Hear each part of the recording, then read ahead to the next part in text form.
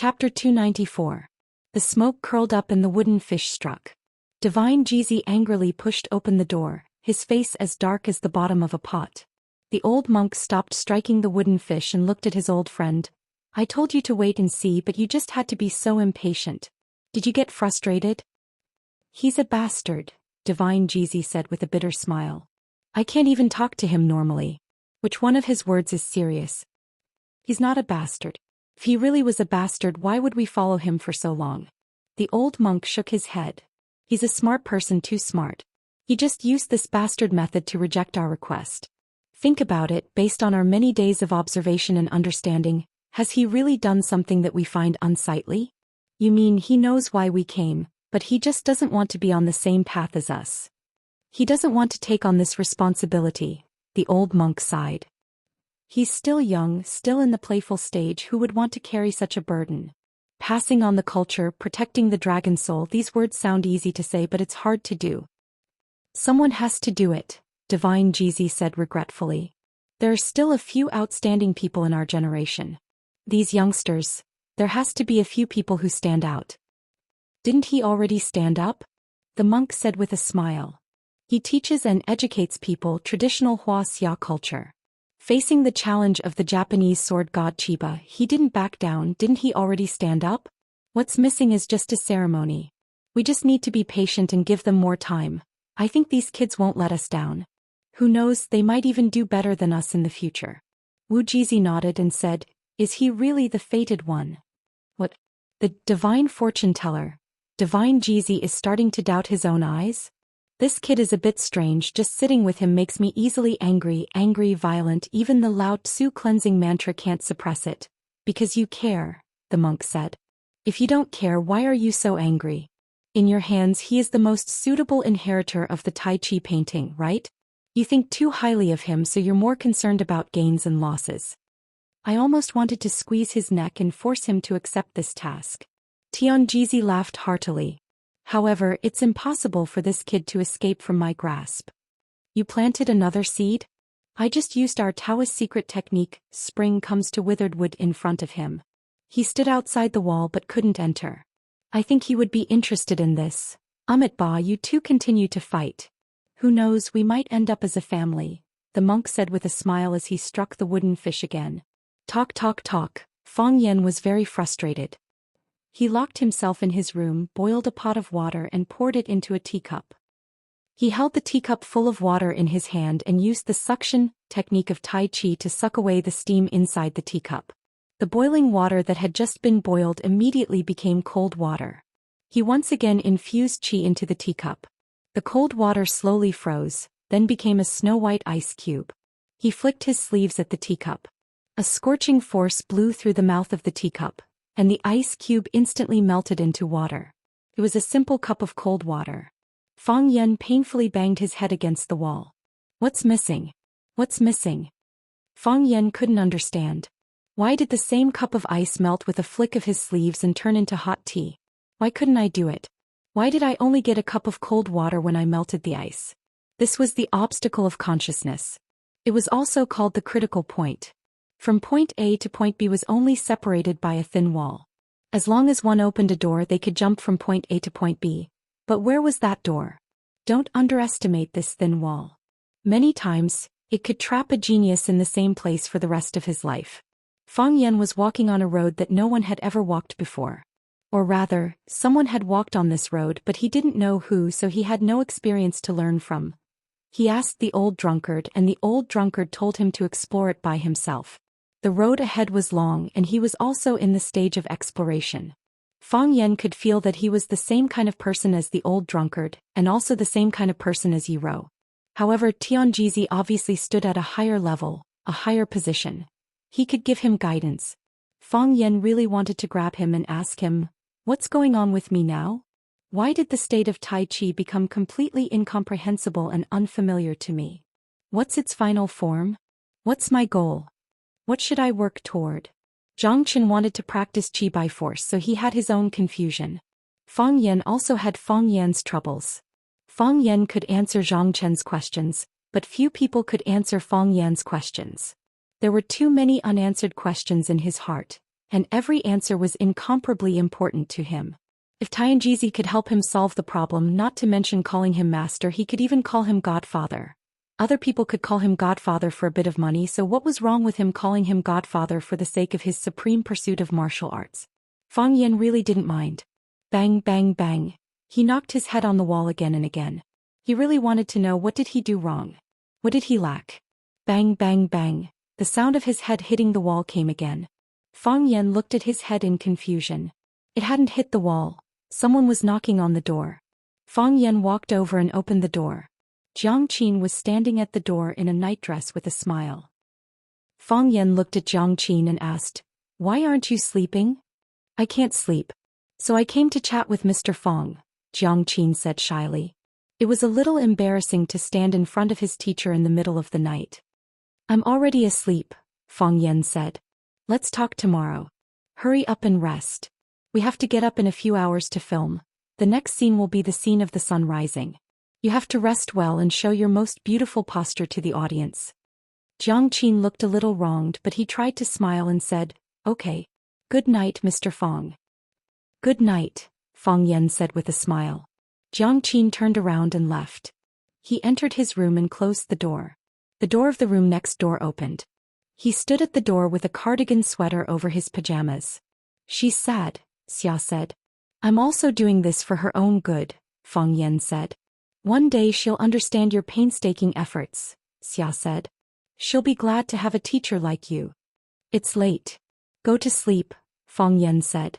He waved at Xiaji, then turned around and entered his room. Xiaji stood at the door and looked at the closed door of Fang Yan's room in a daze. This man, what kind of man is he?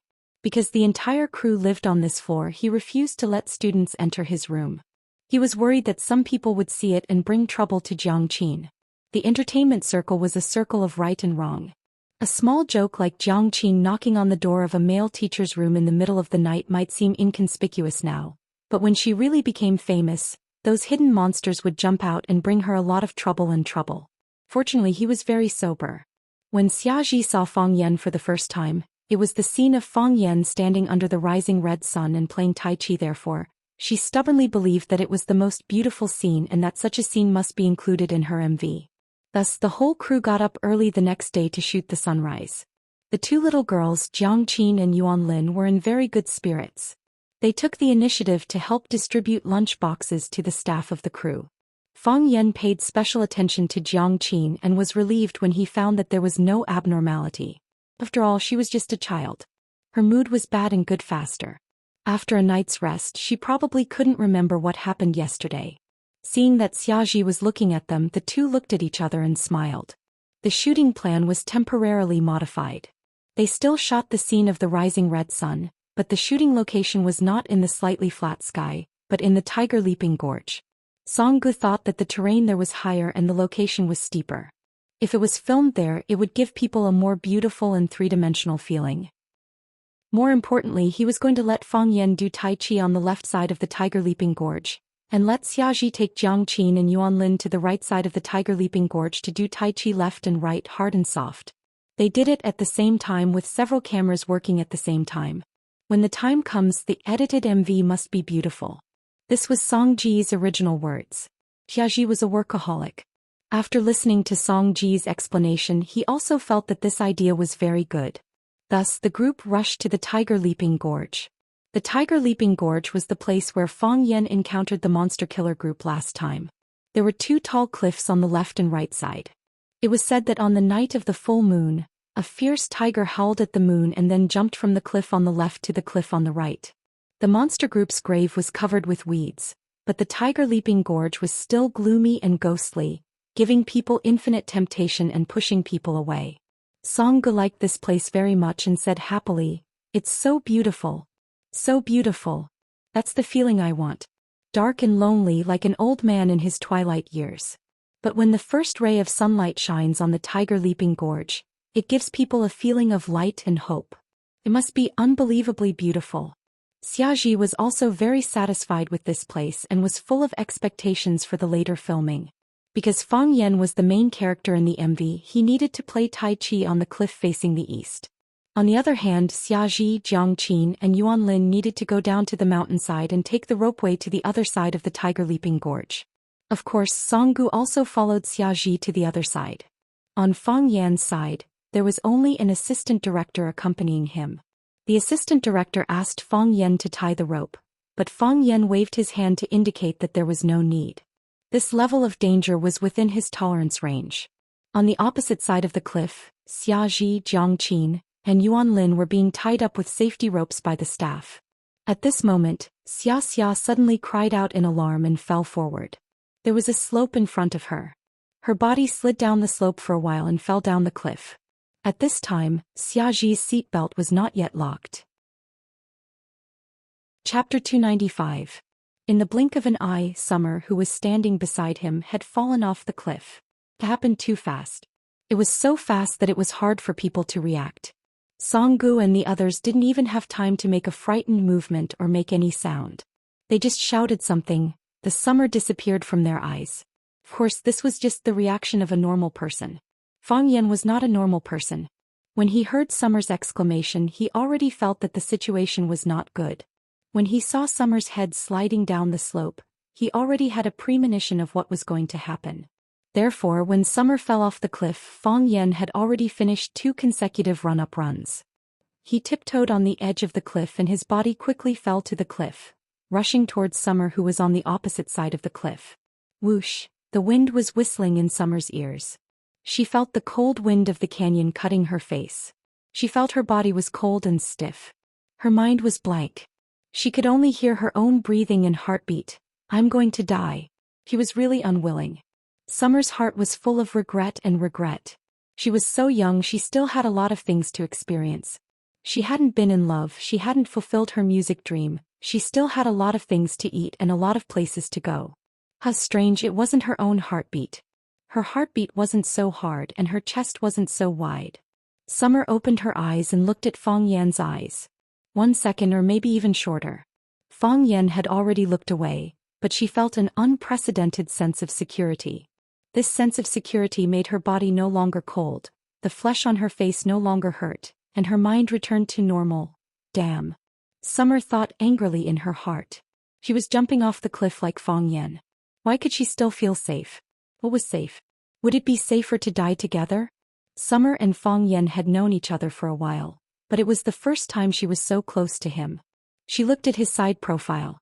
It wasn't the kind of handsome European with a knife and axe. The curve was very soft. His eyes were very bright. They were falling fast and his eyes were looking around like an eagle. He was about to die, so what was there to worry about? Xianxia suddenly felt her side collide with the edge of the cliff. No, Fang Yan hugged her and dove to the side. Fang Yan grabbed onto a long horizontal branch at the edge of the cliff.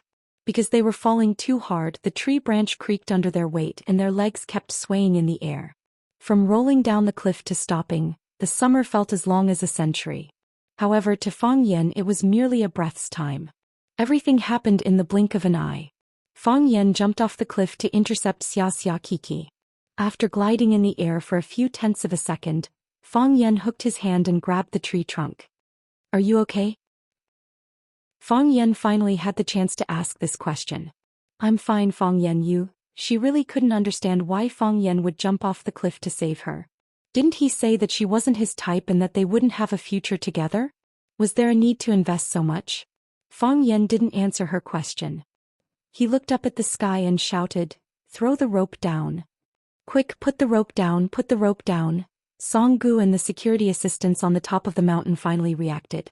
They put down the rope that was originally used as a safety rope and held the other end in their hands. 1 person, 2 people, 3 people, a dozen people, they lined up in a column, each holding a section of the rope, ready to pull Fang Yan and Xiaji up. Fang Yan told Xiachen to hug him tightly. For safety's sake, he used his own legs to clamp Xiachen's legs tightly together. This posture was really too embarrassing and too ambiguous. Fortunately, Fang Yan and Xiachen were both simple-minded beauty. No one would think so much and no one would admit that they did. In this way, Fang Yan's 2 hands were completely free. He hugged the tree trunk with 1 hand and took the rope with the other hand and pulled hard. The group of people on the mountain moved toward the edge of the cliff. The rope was very soft and there were many factors that could not be fixed. Tie the other end of the rope to a big tree. Tie it tightly. Fang Yen shouted. This time it was not a joke. If the rope accidentally fell when he grabbed the rope and climbed up, it would be very difficult for him to grab the life-saving object that could stop them from falling. Or if someone on the top of the mountain was pulled down the cliff, Fang Yen would be powerless to help save them at that time. With casualties, this MV shooting would become an accident. The police and the media would get involved. The aftermath would be very troublesome and the impact would be very bad. This was the first time Fang Yen had experienced MV. He did not want to encounter such a bad thing at the beginning of his life. Quickly tie the rope to the tree. Song Gu became a headless fly and anxiously ordered. If something happened to Xiachen, the Xia family might vent their anger on him. After all, he was the one who requested to come to Tiger Leaping Gorge to shoot the MV, and he was the one who came up with the idea. This kind of responsibility was not something he could bear. Xiachen's security assistant was still rational and said, Director Song, if we tie the rope to the tree we can't drag it. How can they come up? Song Gu thought about it and also felt that something was wrong. Shouldn't Fang Yen tie the other end of the rope to him and Xiachen, and the people on the top of the mountain should try their best to drag them up? They tied the rope to the tree trunk and the tree would not help to drag them. Could it be that the two of them tied the rope and climbed up by themselves? How could they climb up? Is it tied? Fang Yen pulled the rope again and shouted. Mr. Fang, should we drag you up? Tie the rope to the tree. You don't have to worry about anything else. Fang Yen shouted. Creak, creak. The trunk of the small tree that Fang Yen was hugging was bent to the extreme. This small tree, which was as thick as the mouth of a bowl, was not enough to support the strength of two people. Soil began to roll down from its roots. Fang Yen, the tree is going to break. Xiachen said with a pale face. It's okay. We have enough time. Fang Yen said. As he spoke, he had already grabbed the rope and did not let go. Even if the small tree broke immediately, they would not fall off the cliff.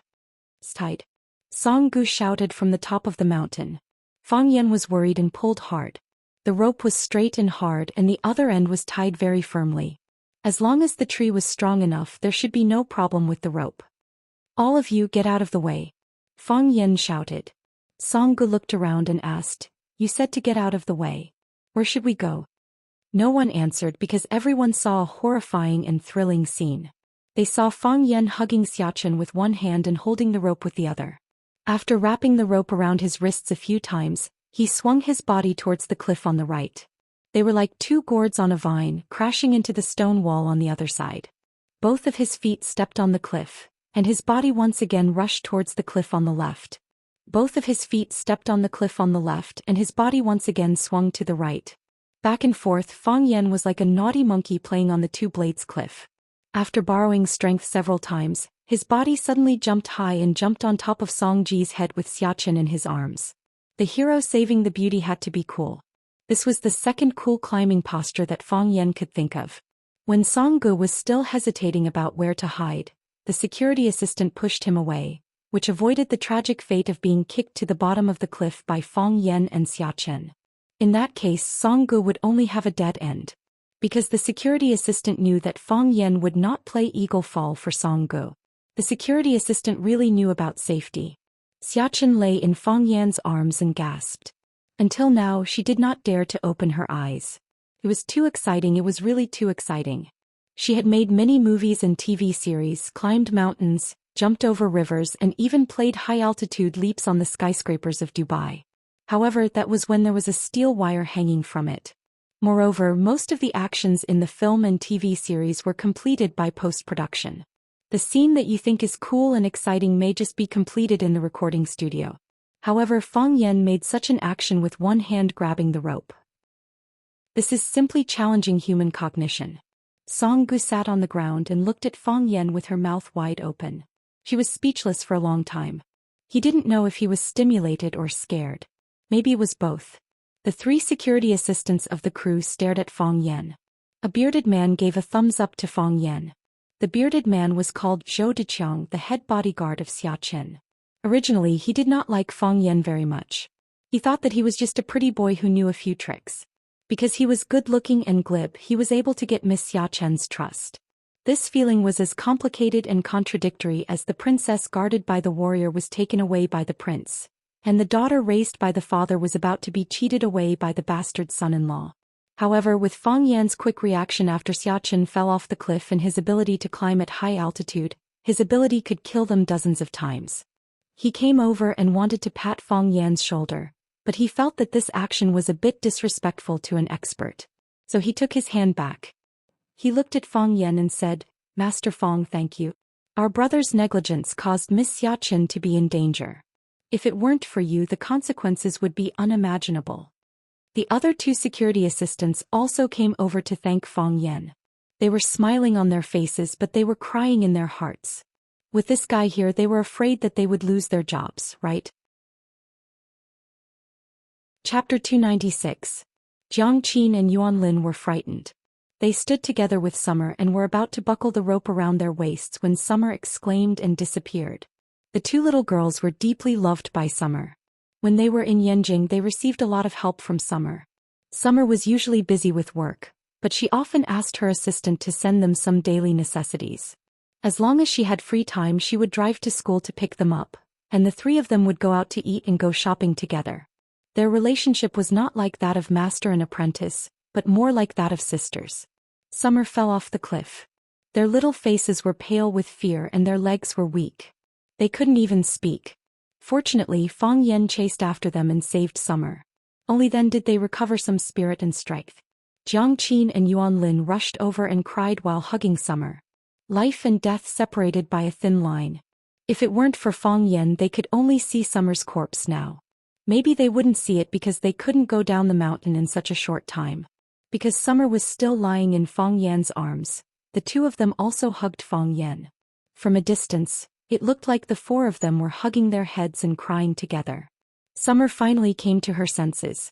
She got up from Fang Yan's arms, turned around and hugged Jiang Qin and Yuan Lin in her arms.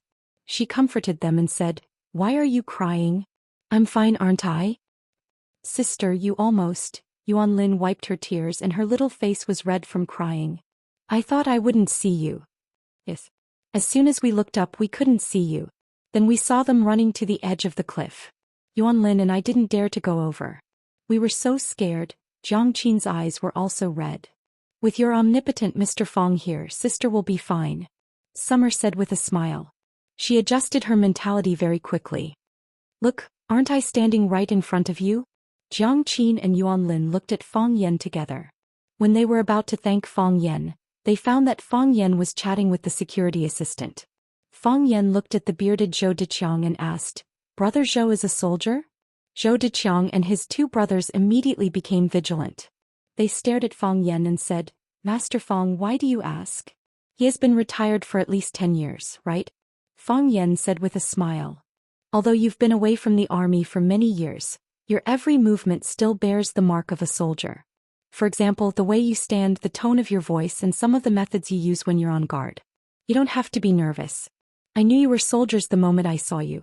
Master Fang has a good eye." Zhou Xian chuckled. "Protect Miss Summer well. She's a good person and deserves your attention," Fang Yan said. Zhou Xian looked at Fang Yan and said, "Master Fang, have you ever considered following Miss Xia?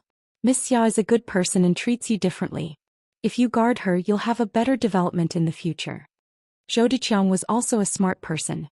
He knew that the pavilion closest to the water enjoys the moonlight first. If Fang Yan was willing to be Xiaxia's bodyguard, perhaps the two of them would become an enviable couple. Miss Xiaxia had a good family background, good looks, and most importantly, she was kind-hearted, knowledgeable, and introverted. She was a good match for countless men. If Fang Yan could really get together with Xiaxia, it would be 100 times better than being a teacher in a middle school. Xiaxia's husband was a figure who could make headlines in the media from time to time. Zhou Xian thanked Fang Yan for his help in times of crisis and also thanked him for comforting his brother, so this sentence was more straightforward. "I just want to be a quiet teacher." Fang Yan refused with a smile. "Reading, writing, and being with students, this is the best life I can imagine."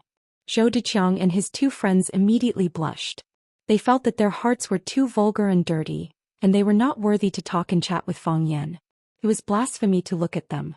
After the accident, everyone's mood was a little unstable. Under the security guard, the group of people retreated to the side of the road to drink water and rest.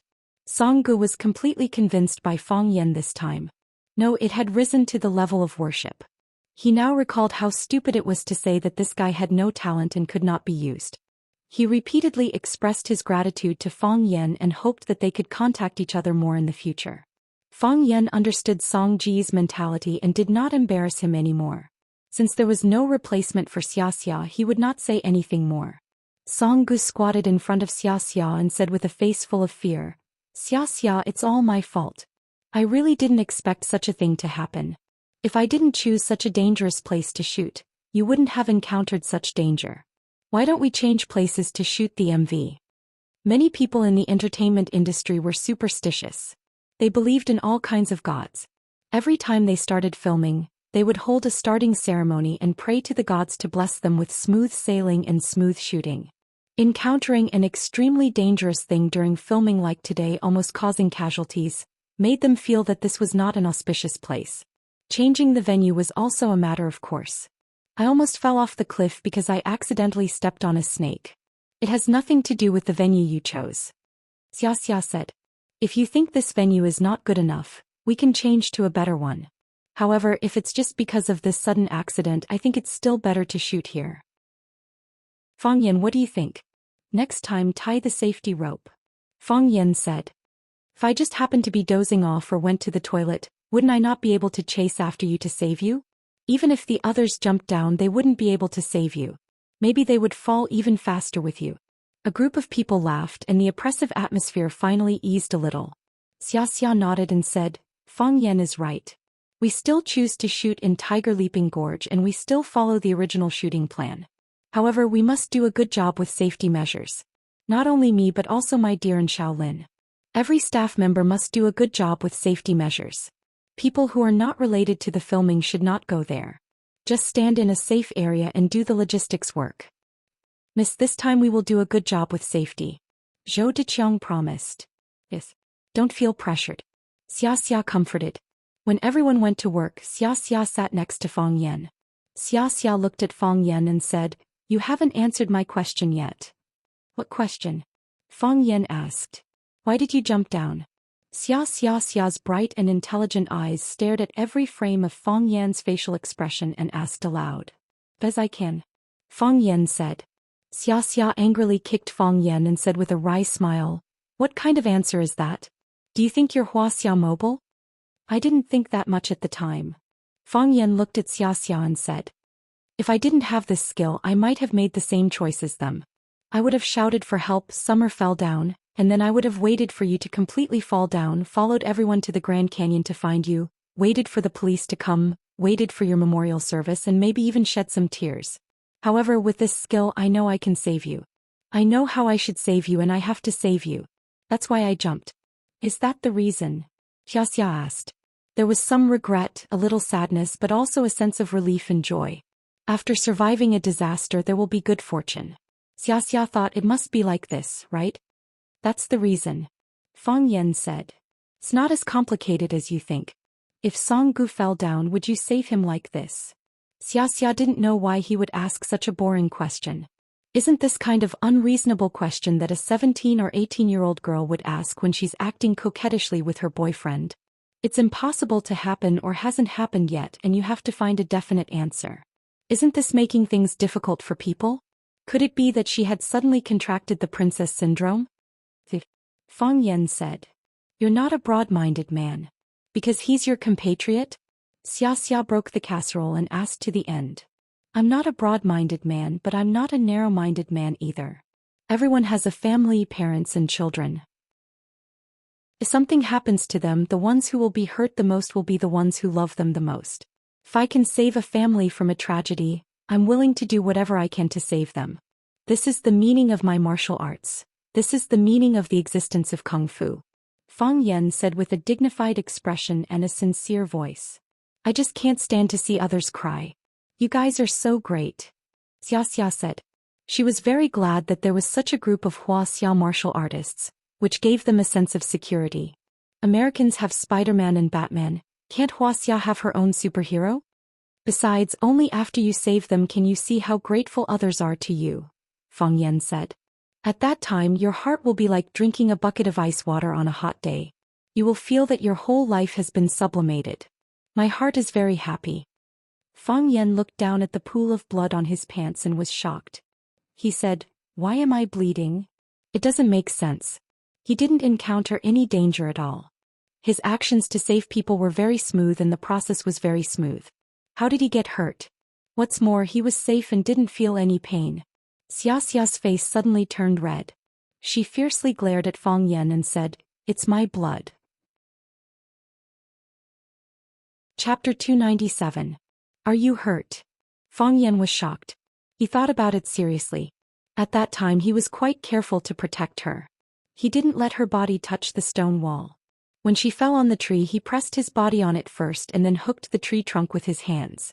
Could it be that she was scratched when she fell to the ground when she was frightened by the poisonous snake? Xiaxia, the intellectual beauty, was also angry with Fang Yan. Her cheeks were red and her eyes were dripping water. She said angrily, "You did it on purpose." "I didn't do it on purpose," Fang Yan explained. "If I deliberately hurt you, wouldn't it be better if I pretended not to see you fall off the cliff? I was kind enough to save you. How can you accuse me like this? Idiot." Xiaxia kicked Fang Yan's knee. She got up and walked towards Jiang Qin and Yuan Lin. "Remember to change your pants." Inexplicable. Fang Yan looked at the red blood on his trousers and said, "Drama crew, please help me get a new pair of pants." There was still filming in a while. Fang Yan didn't want to play Tai Chi in a pair of blood-stained pants. Fortunately, he discovered it in advance. If it was discovered by the audience in the music video, it would be a great shame. Since Fang Yan performed a difficult ultimate teacher version of the hero saving the beauty in public, the entire crew regarded him as an idol and the number one person who couldn't be offended. His ranking was even higher than Xiaxia.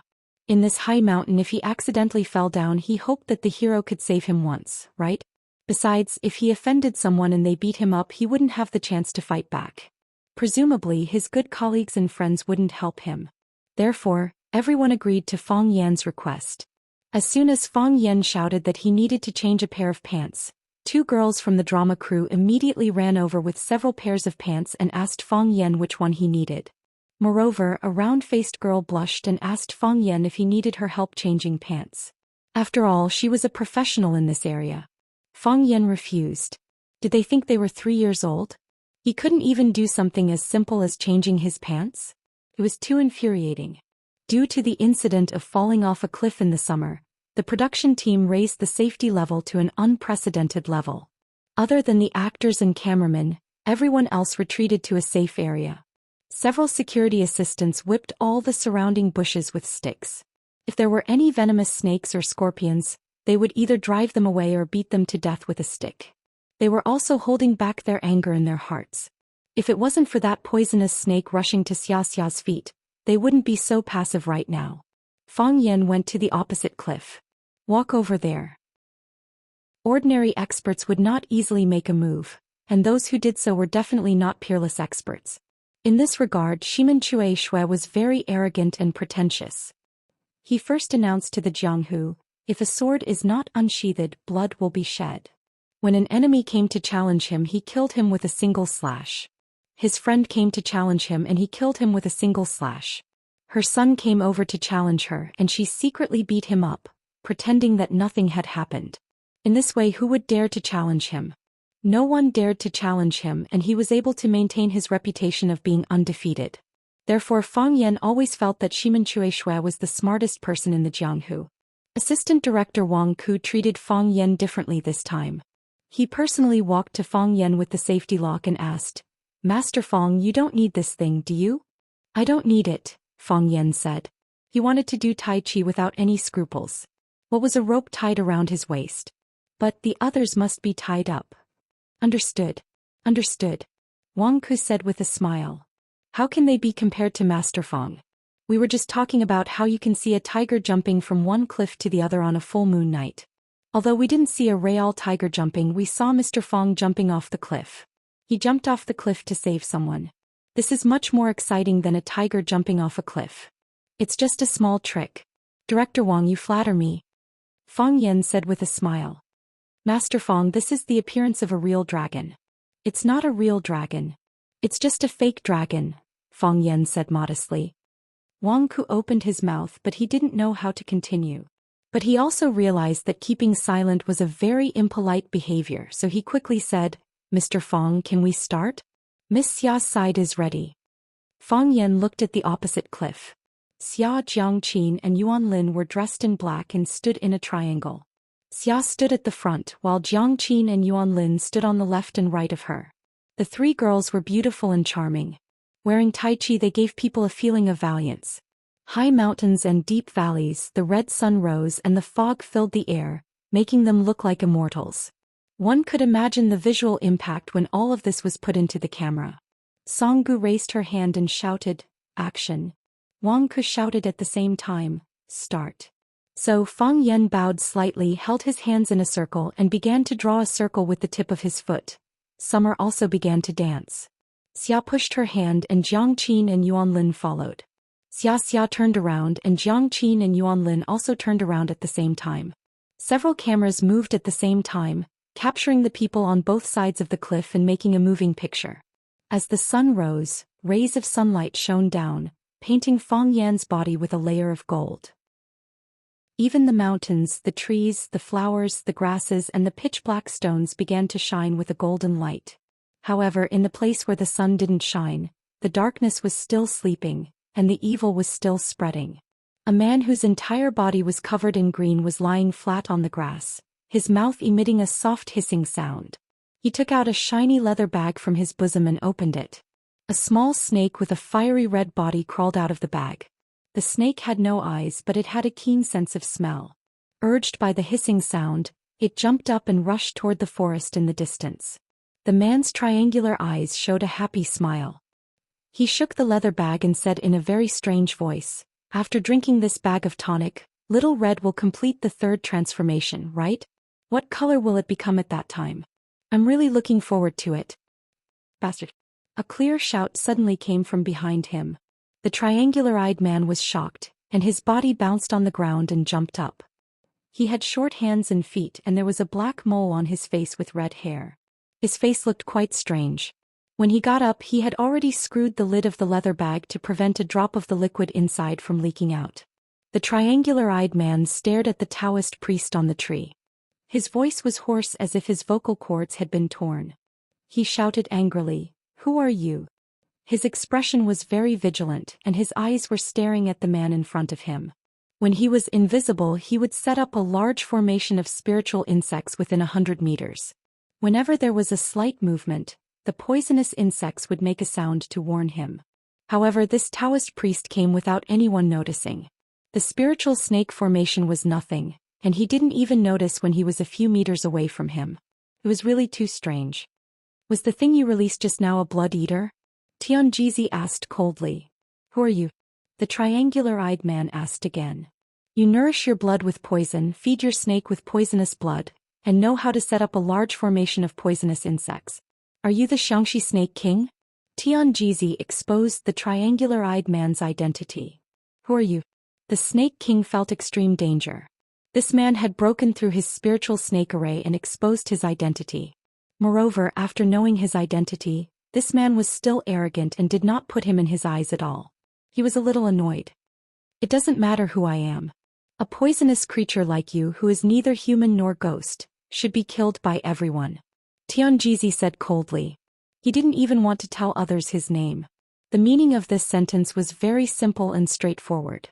I can kill you but you don't need to know my name. Because killing you is not something to be proud of. Go to hell. Tianjizi jumped up and struck with his palm. It was a light palm. Boom. The place where the Snake King was standing was smashed into a hole. The Snake King rolled on the ground. When he got up, his face was covered in blood. He was as sinister as a snake, as cunning as a snake, as ghostly as a snake, and as vicious as a snake. He appeared and disappeared unpredictably. The name of the Xianxia Snake King could stop children from crying at night and adults from urinating frequently. He was known for his speed. No one could keep up with him since he started his cultivation. However, he was unable to dodge the Taoist priest's palm strike. Tianjizi's body was still floating in the air. What was even more strange was that his feet stepped on the air and continued to rise in the air. He also twisted his body at the same time. If Fang Yan saw this, he would be so shocked that he would be speechless. The Wudong sect had the cloud climbing ladder. It was regarded as the secret Qinggong of the Wudong sect. If that was all, Fang Yan wouldn't think it was too amazing. More importantly, this Taoist priest wasn't using the cloud climbing ladder. He was using the more advanced heaven climbing ladder. His ability to stay in the air was so powerful that it made people's hair stand on end. It really made people want to hug his leg and call him Godfather. The Taoist priest was surprised that he didn't kill the Snake King with his palm. This was really insulting. It meant that he was still alive and that it was unbelievable that he did not die from a single slap. Although the Snake King lived in seclusion in the valley, he still understood the emotional changes of humans. He wiped the blood off his face and was about to fight back. The Taoist priest's legs were floating in the air. He rushed toward where he was and struck again. Chapter 298. His body floated in the air as if he was riding on a cloud. This time he was even faster. His raised palms looked ordinary and didn't have any special effects, but it was more dangerous for the Snake Lord. Because he had lived with snakes for many years, eating and sleeping with them, he had the sensitivity and vigilance of a snake. He could sense danger. The Snake Lord was furious. He didn't do anything to provoke him, but he was doing bad things. Why did the bastard old Taoist want to kill him? His lips puckered up and a shrill whistling sound came from his mouth. Snake Chariot. It was a high-level secret technique that could control poisonous snakes. He used the Snake Chariot to urge the poisonous snakes to fight for him. This was a fighting method that used sound to tempt people. Sure enough, the pure land that was 100 meters in radius without a single venomous snake or insect had suddenly turned into a land of evil in the world. Countless poisonous snakes of different sizes and shades of color were running in this direction. There were also some scorpions and other unknown poisonous creatures following them. Some frogs and mosquitoes were swept up by them and ran forward according to their rhythm. In the process of running, they were eaten by them in one bite. In the world of the Snake Lord, poisonous snakes were the absolute kings. The divine Jizi was in the air, so the poisonous snakes couldn't attack him. Therefore they raised their heads high and made creepy sounds. They were like a group of hungry children, waiting for the divine Jizi to fall. As long as Tianjizi fell to a certain location, they would attack together and devour Tianjizi's skin, flesh, and bones. In the psychedelic world of the Snake Chariot, these poisonous snakes felt very hungry and had to find something to fill their stomachs. And under the guidance of their master, they would have a very crazy need for a certain object. The divine Jizi was furious. He put his hands together and crossed his fingers. The inside of his two thumbs collided with each other. He shouted, "Army!" Boom. His voice was like bronze knives and flying arrows. It was also like the Sanskrit of Buddhism. Could resist all evil spirits and demons in the world. Lin Bing and Doja were all in formation. This was the 9 symbols mantra of Taoism. What Tianjizi used was the word, army, from the 9 syllables of Taoism. The 9 syllables originated from the Eastern Jin dynasty's famous Taoist Guhong's Biopuzi inner volume. It goes like this. God said, "Those who fight with soldiers are always in groups." Ever since Guhong, the 9 words proverb of Taoism had been rumored to have great power. However, many people tried to recite it to no avail. Hence, the 9 words proverb was nothing more than a rumor. The Tantric sect was influenced by Taoism and adapted the 9 secret words.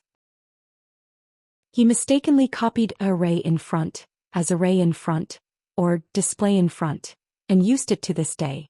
From the little finger to the thumb, they arranged the 5 elements, namely earth, water, fire, wind, and air. The right hand was wisdom and the left hand was stability.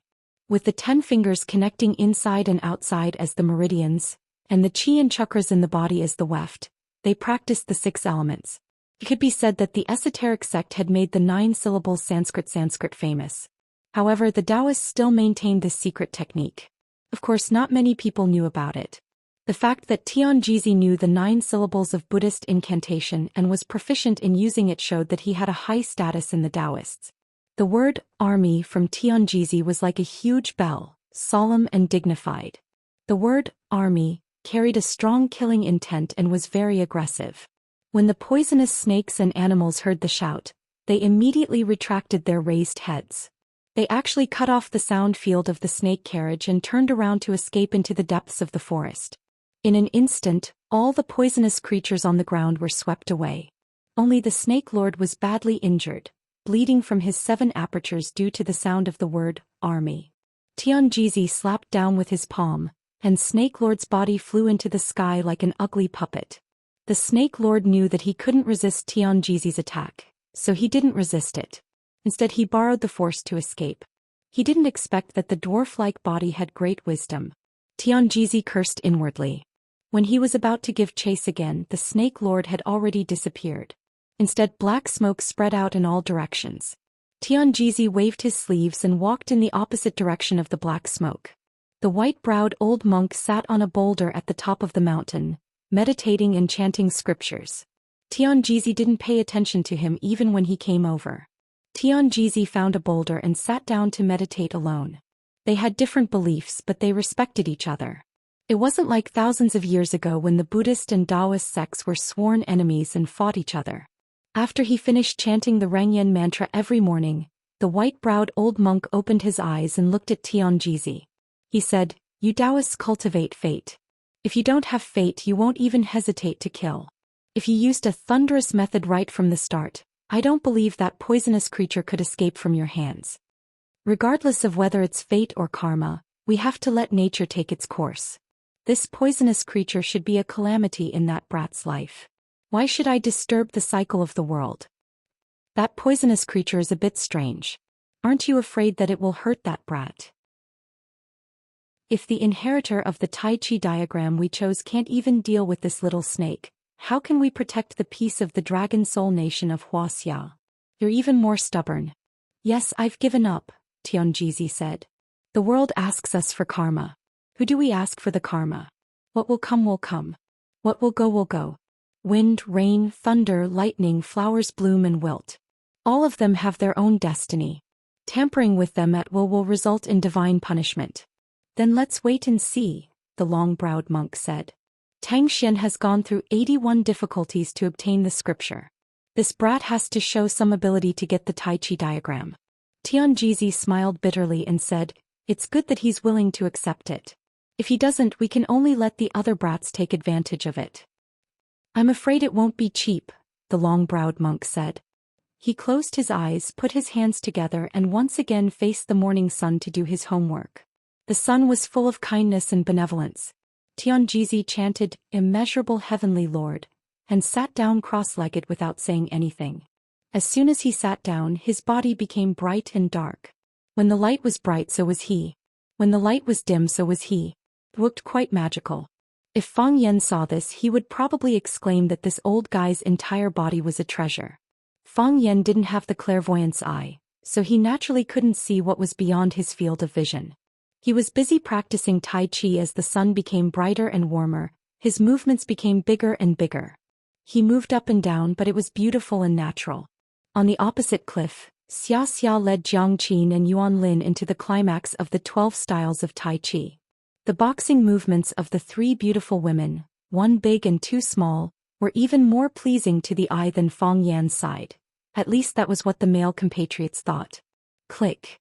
Song Gu shouted loudly into the walkie-talkie and made a stop gesture. Click.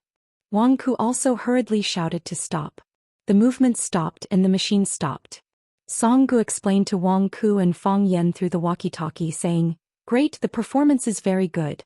This is the most wonderful Tai Chi I have ever seen.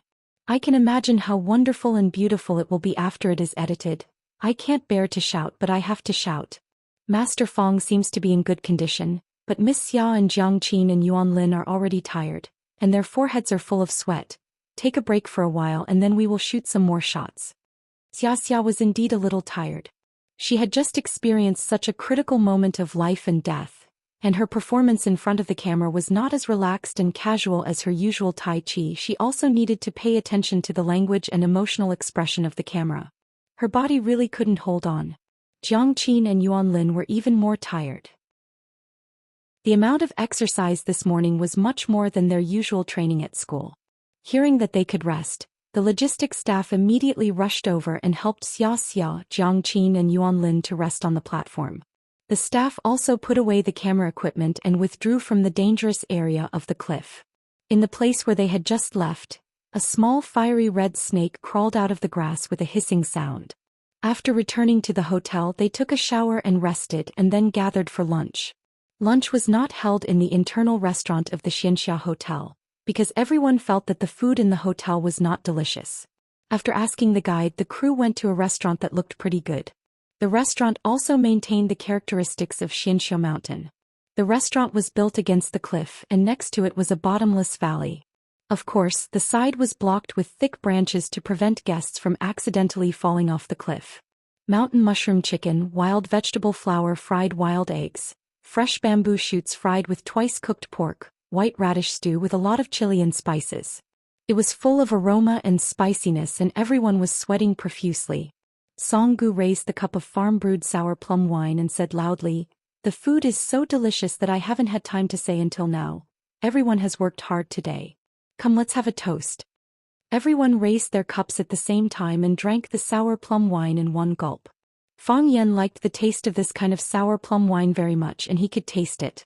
This plum wine added several herbs from the mountains, which had the effect of promoting blood circulation and removing blood stasis, strengthening the kidneys and health care, and was very effective for sub-healthy people. Fang Yan was going to buy more from the boss when he left and bring it back for his grandparents. Lu Chaoga's aunt could also take some, and that woman's physical condition was even more worrying. If she also went, Lu Chaoga would be alone in this world without a relative. Even Xianxia, Jiang Qin and Yuan Lin drank it all in one gulp and did not act perfunctorily. At this moment, Fang Yan suddenly heard a slight noise in the grass behind him. He listened attentively, and a red line came to the back of his neck. It was as fast as a meteor, incredibly fast. Before anyone noticed anything wrong, Fang Yan turned 90 degrees like lightning. He picked up the red line with his chopsticks. A surprising scene appeared. The red line felt danger and actually changed direction to escape sideways. How could Fang Yan let him escape? His body suddenly jumped out, and he and the chair flew together to the red line. Crack! His chopsticks picked up a small, fiery red snake. After looking at the red line on the snake's body carefully, Fang Yan was so happy that his face almost changed shape. He raised his chopsticks and was about to put the snake into the sizzling soup pot, saying, "I'll give you a big tonic dish." Chapter 299. Fang Yan often felt very lonely. For example, when a person didn't know what to eat for dinner, or when a person forgot to bring paper while squatting in the toilet, or when he wanted to put the blood eater into the pot of soup but no one agreed, he felt that no one understood him. "Fang Yan, don't put that kind of dirty thing into the pot, throw it away." Xiaxia looked at the fiery red earthworm-like object in the middle of the chopsticks in Fang Yan's hand and said while suppressing her disgust. She felt her stomach twitching at a glance. How could she throw it into the soup pot? Who would dare to eat that kind of thing? "Mr. Fang, hurry up and trample it to death. So disgusting, I have goosebumps. What is that thing? Earthworm? Or snake?" Jiang Qin also couldn't stand this kind of ugly mollusk. She was most afraid of soft things like earthworms or snakes. "Mr. Fang, raise your chopsticks."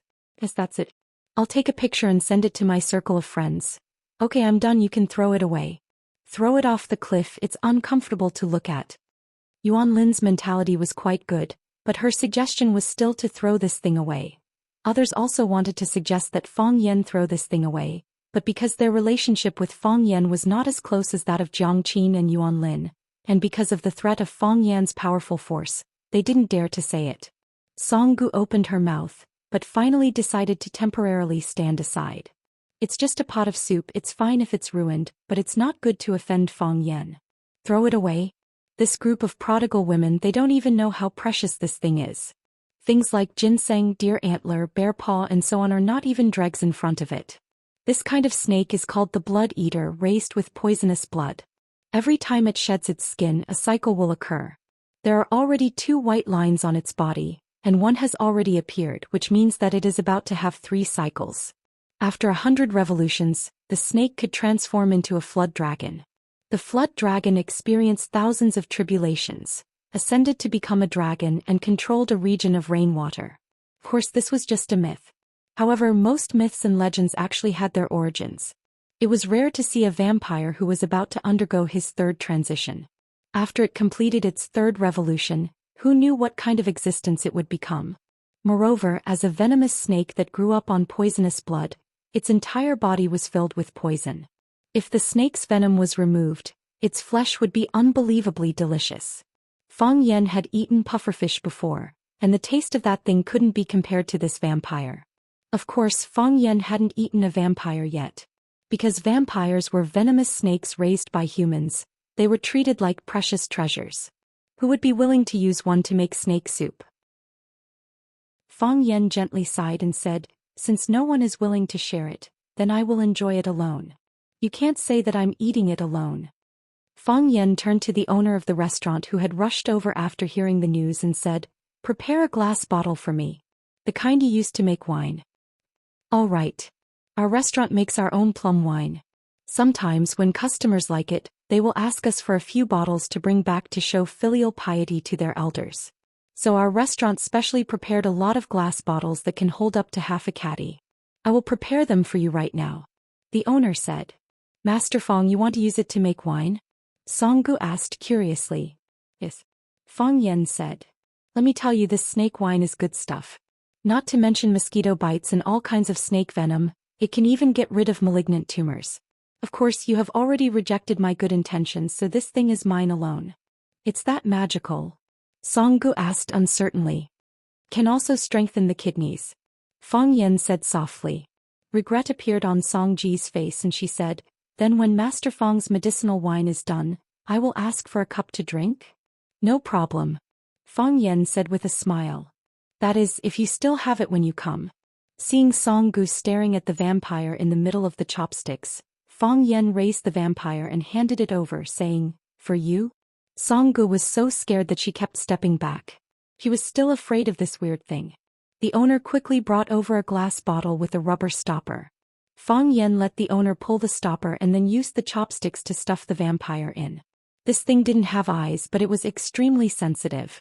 As soon as Fang Yan let go of the chopsticks, it turned around and wanted to escape. Unfortunately, it wasn't as fast as Fang Yan. Fang Yan had already stuffed the cork back into the bottle and blocked it inside. "Give me half a caddy of white wine.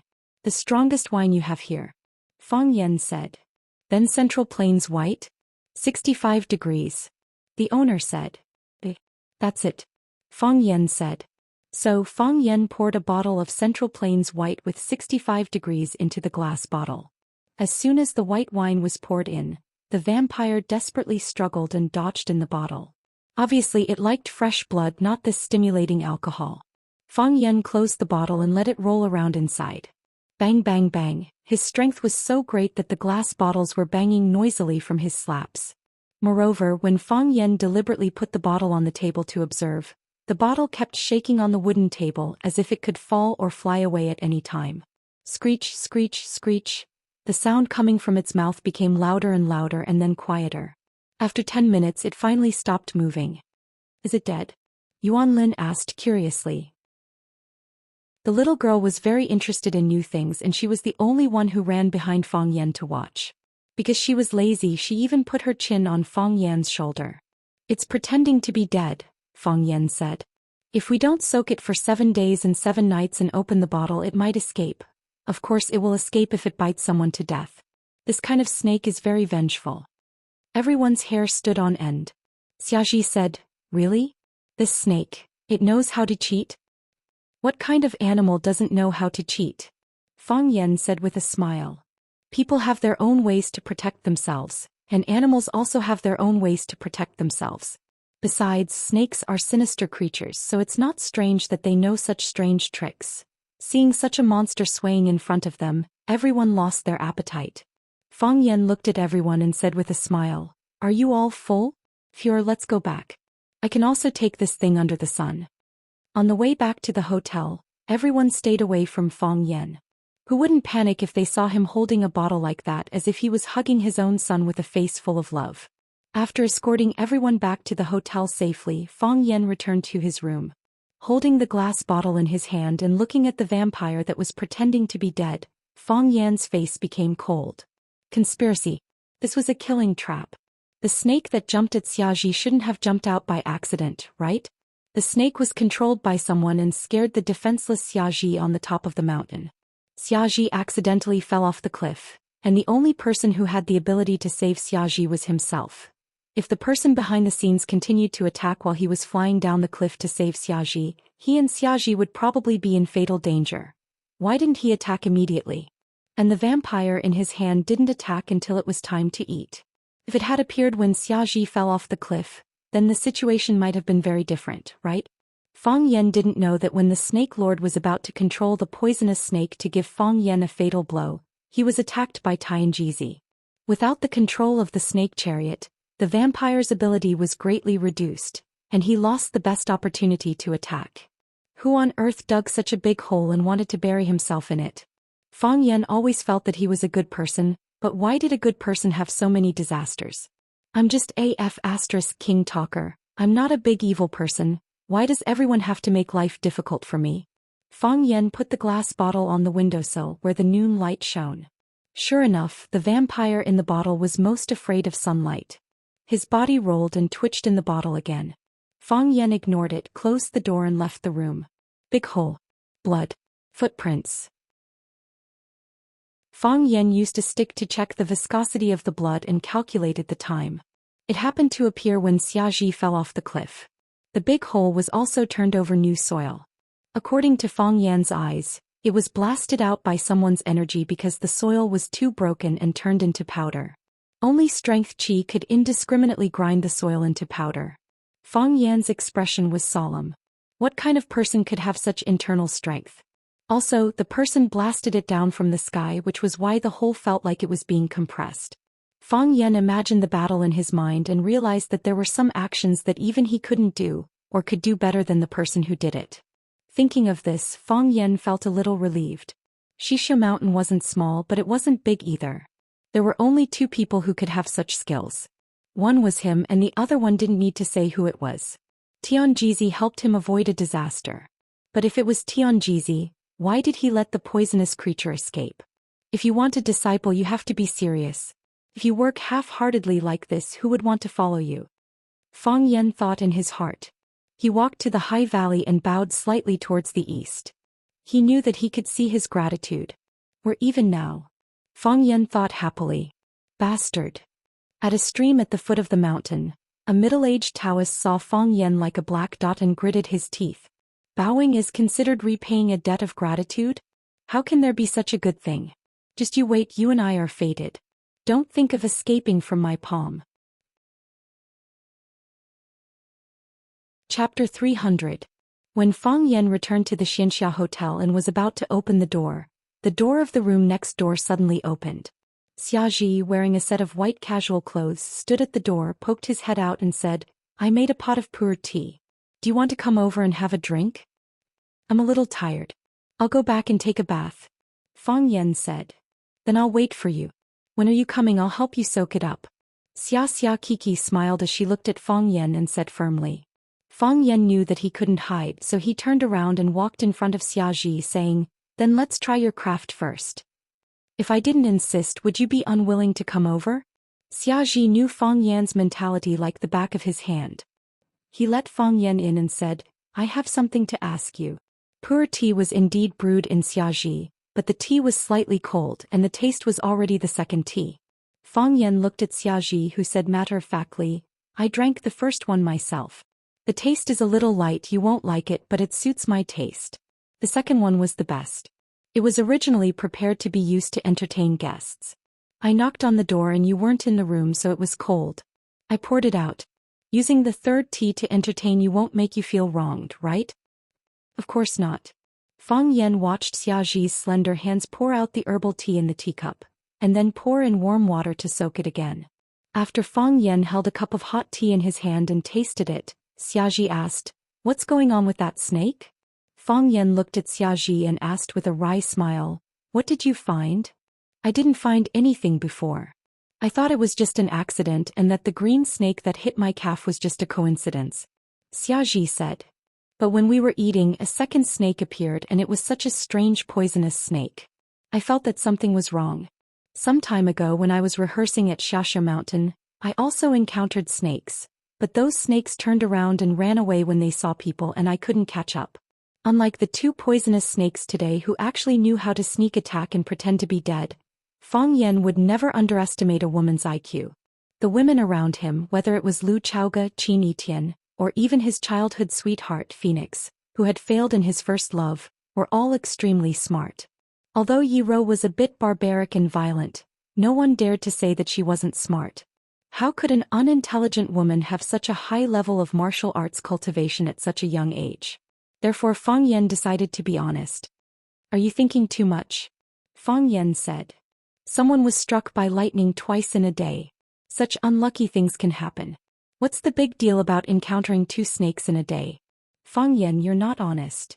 Xianxia looked at Fang Yan and said. Just as you said, even if we can't be a couple, we're still friends, right? Shouldn't friends be honest? Haven't you heard of white lies? Fang Yan asked helplessly. Smart women should abide by the rule of silence at the right time, which Xianxia didn't do well. Xiaxia's expression became serious and said, Are you worried that they will kill me? Xianxia, I don't know where you come from, but I know that you know Lanshan Valley, and you seem to have a good relationship with them. I can also see the fear of you in the eyes of Song Gu and the others. I know that you have an extraordinary background, and that you can smash a big hole in the floor if you throw out your father's name or your father's father's name. However, there is such a group of people in this world, and the power of the city has no restraints on them. If you want to know, I can tell you everything. If you want to be lazy, we can talk about other topics. Fang Yan, you underestimate me. Xiaxia looked at Fang Yan sternly and said, Just as you said, because my family is still passable, my father or my father's father is also somewhat famous, so I have been exposed to a wide range of things since I was young. Strange. I have heard a lot of anecdotes and seen a lot of hidden experts. I know that there is a group of people in this world who are not bound by the secular world or even the law. They can't ignore the law, and they are bold and reckless. They don't care about fame and fortune, and they don't even care about life and death. They are scary, but this is not a reason for me to escape. I don't care who they are, and I don't care what they might do to me in the future. Just because they almost made me fall off the cliff and die, he owes me an explanation, owes my parents an explanation, and owes my Xia family an explanation. Fang Yan, they owe me an explanation. Xiaxia said with a voice like a knife. Slash after slash, the air and the atmosphere were broken into pieces, no longer complete and harmonious. Which child of an aristocratic family doesn't have a little arrogance? Some people show their arrogance on their faces, so they become the idiots that everyone crushes. Some people hide their arrogance in their hearts, so many people praise them for not putting on airs. Xiaxia belongs to the kind of people who put their arrogance in their hearts. She put her arrogance in her heart, but it didn't mean that she was willing to be bullied. Before she understood what happened, she just thought that it was an accident. She put all her gratitude on Fang Yan. However, when she realized that it was a blatant murder, she was furious. Her feelings were divided into 2. One was gratitude to Fang Yan, and the other was hatred for the murderer. No one can take away her life at will. Although for the killer she was just a chess piece that others wanted to deal with Fang Yan.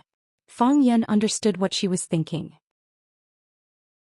He sighed softly and said, His name is Snake Lord and he comes from Xianxia. If you want revenge, now is the right time, he is injured. Xiaxia pursed her lips and smiled, saying, You hurt him? Not me. It's someone else. Xiaxia thought for a moment and said, It seems that it's the Jinren who wants to accept you as a disciple. It's really not a lucky thing for a woman to be too smart. Fang Yan said with emotion again.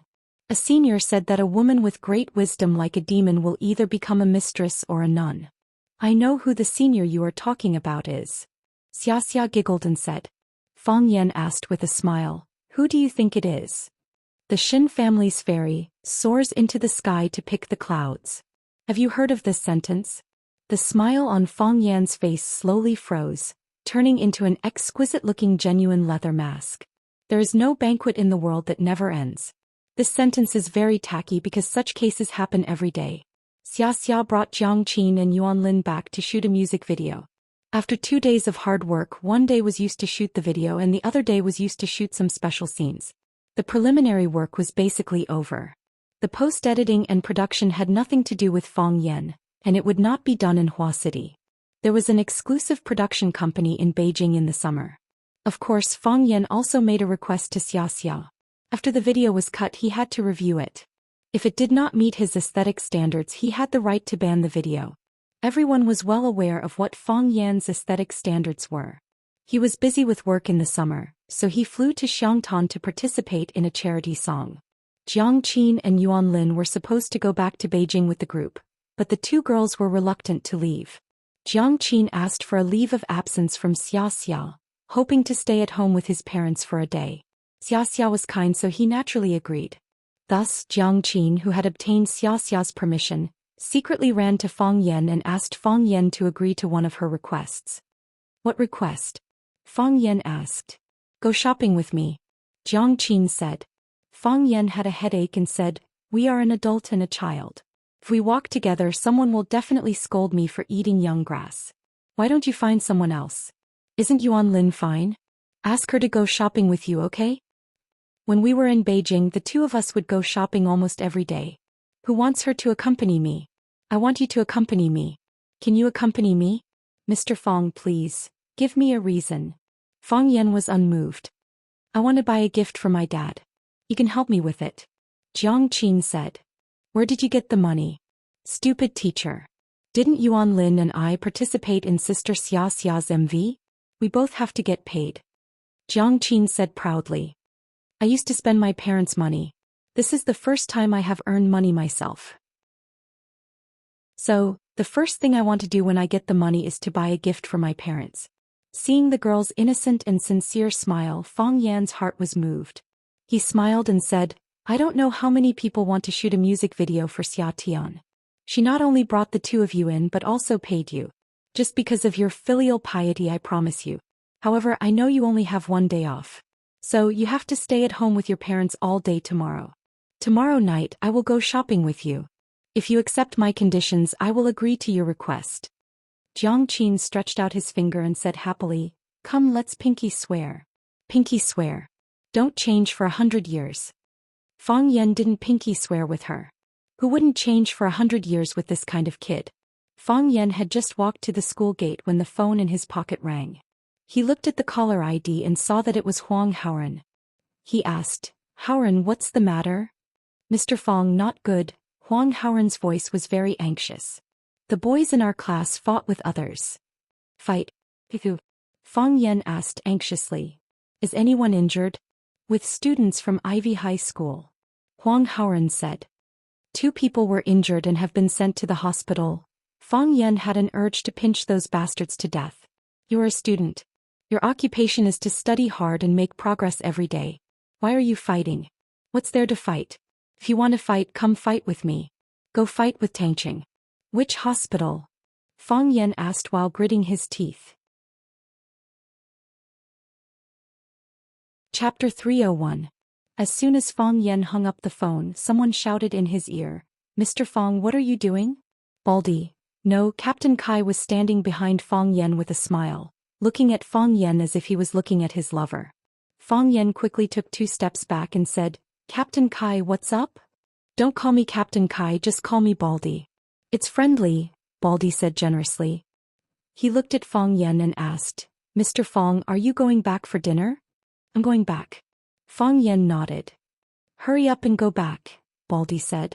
I just saw Zhang Chen go in through this door, he must be going to your house. Fang Yan immediately understood. Baldy had come over to get close to him because he wanted to freeload a meal at his house. Although Zhang Chen had successfully become Fang Yan's disciple, he still came to Fang Yan, Fang Yinying and Fang Haohan from time to time to make a meal to improve their lives. It had to be said that Zhang Chen's cooking skills were quite good. Could be said to be professional. Baldy became a frequent guest after spending 2 free meals at Fang Yan's house. Many times he came uninvited. Fang Yan looked at Baldy with a bitter smile and said, You should go home for dinner. I just received a call, something happened to the students. Something happened. Baldy was a school security guard, so he was quite sensitive to the safety of students. What happened?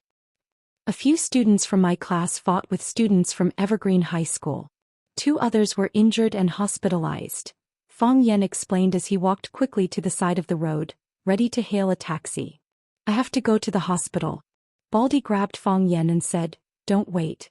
It's rush hour now. You might not be able to hail a cab even if you wait for 2 hours. Let's go, I'll drive you. Fang Yan was shocked and said, Baldy, you bought a car? I bought it a long time ago, Baldy said arrogantly as he ran to the school gate. Fang Yen sighed in his heart. He thought to himself that the job of a school security guard was very lucrative. He could buy a car even without a rank. This is the car you bought? Fang Yen roared angrily. That's right. Baldy drove the car on the road, rampaging through the traffic and the sea of people like a fish diving into the sea, like a bird diving into the forest. Fang Yen thought that he might as well strangle the Baldy to death. In any case, when he saw those bastards fighting later, he would strangle a few of them to death. Killing one was killing a group was also killing. Baldy held the handlebars and nimbly avoided two young couples crossing the road. He explained to Fang Yen, who was sitting in the back without saying a word, "The whole city is congested now. Only my car can run fast." From his explanation, Fang Yen could actually hear a faint sense of aloofness and pride. When they arrived at the entrance of the affiliated hospital, Baldy stopped the car and said, "You go find your students first. I'll find a place to park. There are more and more cars these days and it's hard to find a parking space." Fang Yen jumped out of the back seat of the electric car. Baldy's short legs scratched the ground, and then he drove the electric car in the direction of the car shed. Fang Yen quickly ran to the inpatient department, and as he ran he called Huang Haoren. "Which floor?" "Room 301 on the 3rd floor." "Okay, I'll go there now." "Their teacher is coming? Okay, you guys stay here first." "I'll be there soon." Fang Yen didn't wait for the crowded elevator and he ran directly to the 3rd floor. The entrance to the corridor was room 301, and Huang Haoren was already waiting at the staircase. It wasn't a big deal for Fang Yen to joke around with the students normally, but when the students made a mistake he had to take it seriously and punish them severely. If you don't take this matter to heart, then they won't even consider it a big deal. They would do even more outrageous things in the future. Thus, Fang Yen walked in front of Huang Haoren with a straight face and asked in a deep voice, "How did you fight? Why did you fight with them?" "Mr. Fang, they went too far." Huang Haoren saw that Fang Yen was angry and he explained with a red face. "How did they go too far? Didn't Tangqing represent our school in the Huaqing High School basketball tournament? When the finals were held in the Huaqing Stadium, Tangqing had a conflict with the captain of the Ivy League high school basketball team. You know how strong Tangqing is. At that time the captain didn't get any advantage, so he held a grudge. Today when Tangqing and we were having afternoon tea at Baishatang, the basketball captain also brought his team over. When he saw that he had the advantage in numbers, he deliberately called our Rosefinch High School trash, saying that we were all trash produced by a trash school. He also called Mr. Fang." "What did they call me?" Fang Yen asked. Huang Haoren opened his mouth but didn't dare to say anything. "What did they call me?" Fang Yen pressed. "They said that Mr. Fang relied on a woman to get his position, and then formed cliques in the school to fight against dissidents. A lot of teachers are dissatisfied with you and are just waiting for an opportunity." Huang Haoren carefully said this sentence. "I didn't say that, it was their basketball captain who said it." "What's the name of their basketball captain?" Fang Yen asked. "Ma Haitao. With Tangqing there, the injured person must be from the Ivy League high school, right?" "Yes," Huang Haoren said embarrassedly. "They called us trash and Tangqing called them worse than trash. A group of them surrounded us and wanted to beat us up, but Tangqing rushed out alone and knocked them all down. After knocking them down, Tangqing said, 'Look, you guys are worse than trash, right?' Fang Yen was full of guilt. He felt that it was all his fault. He let all his students learn how to taunt. When Tangqing first entered the 9th class, he was such an upright and stupid child. How did he become like this in such a short time? Originally, there were only 2 injured people in the hospital, but Ma Haitao also said that his whole body was in pain after arriving at the hospital. He said that his internal organs were injured and he needed to do a full body checkup. He was also lying on the hospital bed. "He's trying to blackmail us." "Where's Tangqing?" Fang Yen asked. "He went home," Huang Haoren said. Fang Yen was so angry that he stomped his feet. This bastard, after injuring someone, he ran home to hide? Who are you going to ask to clean up your mess? However, based on Fang Yan's understanding of Tangqing, this kid was proud and arrogant. When someone came to provoke him, he thought that it was natural to teach them a lesson. Who would be willing to follow behind him and send him to the hospital? After injuring someone, he went home to sleep. Only Tangqing would do such a thing. "Let's go in and take a look," Fang Yen said. Fang Yen followed Huang Haoren into the ward. The boys in the ninth class lowered their heads and didn't dare to look at Fang Yan's eyes. In the corner stood two tall boys. They stared fiercely at Fang Yan, who had just walked in. There were 3 boys lying on the hospital bed. 2 of them were playing mobile games and the other one was buried in sleep. When they saw Fang Yan come in, they only raised their eyelids and then went back to their own things. Fang Yan walked in front of the big boy on the far left who was playing mobile games and said, "Classmate, how do you feel?" "Who are you?" "Go away, don't disturb Grandpa when he's playing games." "Let me tell you, Rosefinch, this matter isn't over. Just you wait, there will be a time for you to suffer," the big guy said with a rude and unreasonable expression. "How can you talk like that? What's wrong with me talking like that?" The big guy threw the phone in his hand on the quilt and said with a sneer, "What? Do you want to fight? I don't believe that you dare to beat me up in this hospital. Let me tell you, if you dare to beat up a student in the hospital, my friend will immediately put the video on the internet and wait for your Rosefinch to become famous all over the country. When that time comes, you guys will also become famous and become the shame of the students all over the country. Do you want to try? It's not a big deal for me to be beaten up. I'm just afraid that you won't dare to take it." Fang Yan looked at the big guy and sighed softly. He said, "If I make a move, do you think they will have the chance to take out their phones to take pictures? Who do you think you are? Superman?" The guy who was pretending to sleep suddenly jumped up. 2 purple marks appeared on his handsome face. It seemed that Tangqing had taken special care of him. "You Rosefinch people are all good at fighting, right? Come hit me here. Do you have the ability to kill me? Why would I beat you to death? You're not my biological son or my godson. No matter how much of a bastard you are, it's your family's business. Why should I teach an unfilial son like you a lesson on behalf of your father?" "What did you say? Say it again if you dare. Although I don't think I have much ability, I'm not afraid of satisfying your special hobby. Why would I beat you to death? You're not my biological son or my godson. No matter how much of a bastard you are, it's your family's business. Why should I teach an unfilial son like you a lesson on behalf of your father?" Ma Haitao's eyes were bloodshot. He clenched his fists and was about to rush toward Fang Yan. "Haitao, stop!" A thin and tall boy wearing glasses hurriedly stopped him. "Liang Lian, why won't you let me beat him up?" Ma Haitao shouted angrily. "If you beat him up, you'll fall into his trap," Liang Lian quickly explained. "Before, they were the ones who beat us up. We didn't fight back. If you beat him up now, it'll be a group fight. When that time comes, we'll all get beaten up. Wouldn't we be at a disadvantage?" Ma Haitao thought about it and forcefully suppressed the anger in his heart. He pointed at Fang Yan and said, "Kid, it's not over between us. Just you wait, don't walk alone at night." Fang Yan stared at this guy with his eyes wide open. Did you want to beat him up with a stick? Huang Haoren, Gao Lei and a few other boys from Class 9 also looked at Ma Haitao in surprise. Was this guy crazy? How dare he pick on Mr. Fang? What should they say? Welcome. At that moment, there was the sound of hurried footsteps at the door of the ward. Chapter 302. The footsteps were hurried. It seemed that the person who came was quite angry. A middle-aged male teacher with a tilted head walked in angrily. Seeing Huang Haoren, Fang Yan and the others standing at the door of the ward, he started scolding them. "Do you have any manners? Your teacher didn't teach you how to fight. What's wrong with that? Why are your manners so bad? How did good students end up in the hospital after being beaten up by you? Do you know who you beat up? They are all specially recruited students of the Ivy League. Your Rosefinch Secondary is not bad, but compared to our Ivy League, you're not even qualified to carry our shoes. Let me tell you, this matter is not over. No matter who from your school comes, this matter will not be over. It's useless for you to apologize. It's useless even if your teacher comes. Your school has to apologize. Your Rosefinch High apologizes to Ivy League High." There was also a slightly older man standing behind the middle-aged man. He seemed to be one of the leaders of the Ivy League High School. Huang Haoren and the other boys in Class 9 did not say a word, allowing the middle-aged teacher to attack them. For them, if the sky fell, there would be a tall person to hold it up. With teacher Fang Yan here, how could they be at a disadvantage? Lin Yubin thought that Huang Haoren and the others were silent because they were timid in front of the teacher.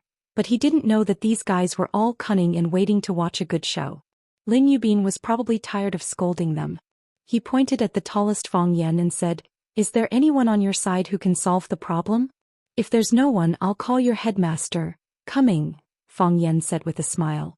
He took a step forward and pointed at himself. I'll solve the problem. Seeing Fang Yan step forward, Lin Yubin and Fang Jianhong were a little stunned. Who was this young man? Was this the attitude of Rosefinch Secondary in dealing with this matter? Letting a student solve the problem? It was because they mistook Fang Yan for Rosefinch's student that Lin Yubin pointed at his face and scolded him for a long time.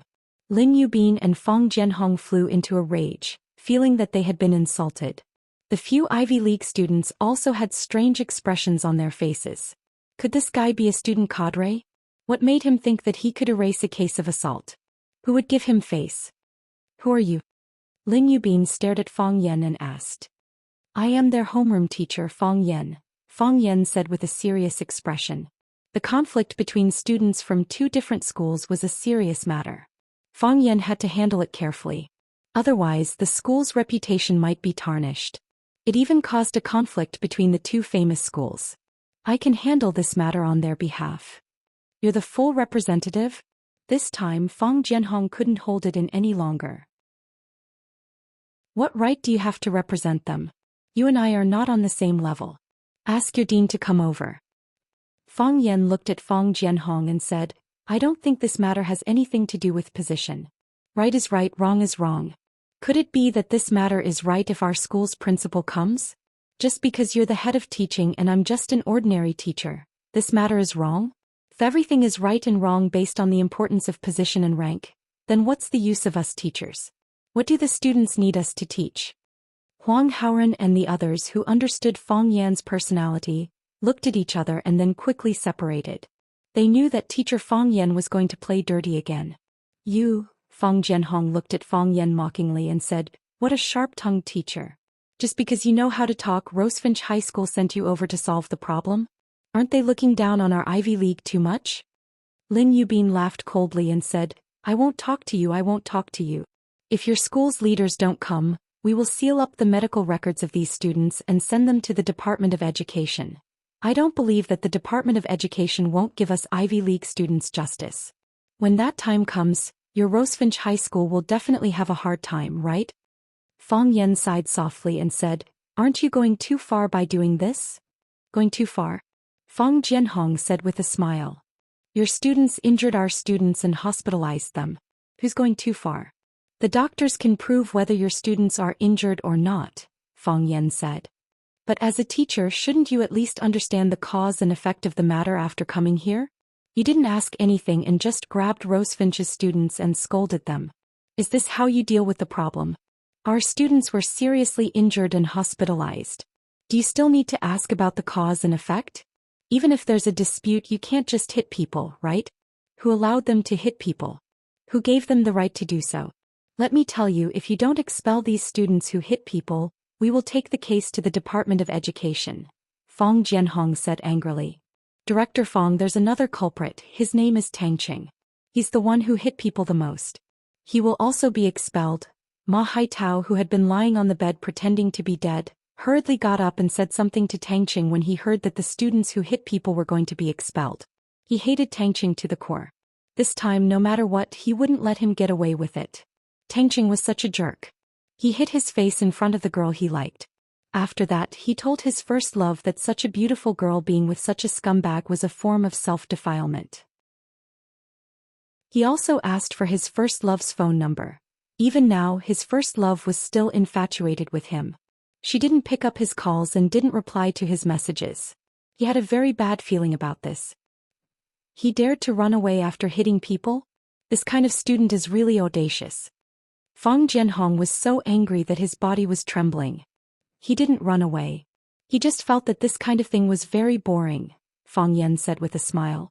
Your students first cursed and insulted others, then wanted to hit people. In the end, they were injured by the person they wanted to hit. Now they are lying in the hospital pretending to be dead.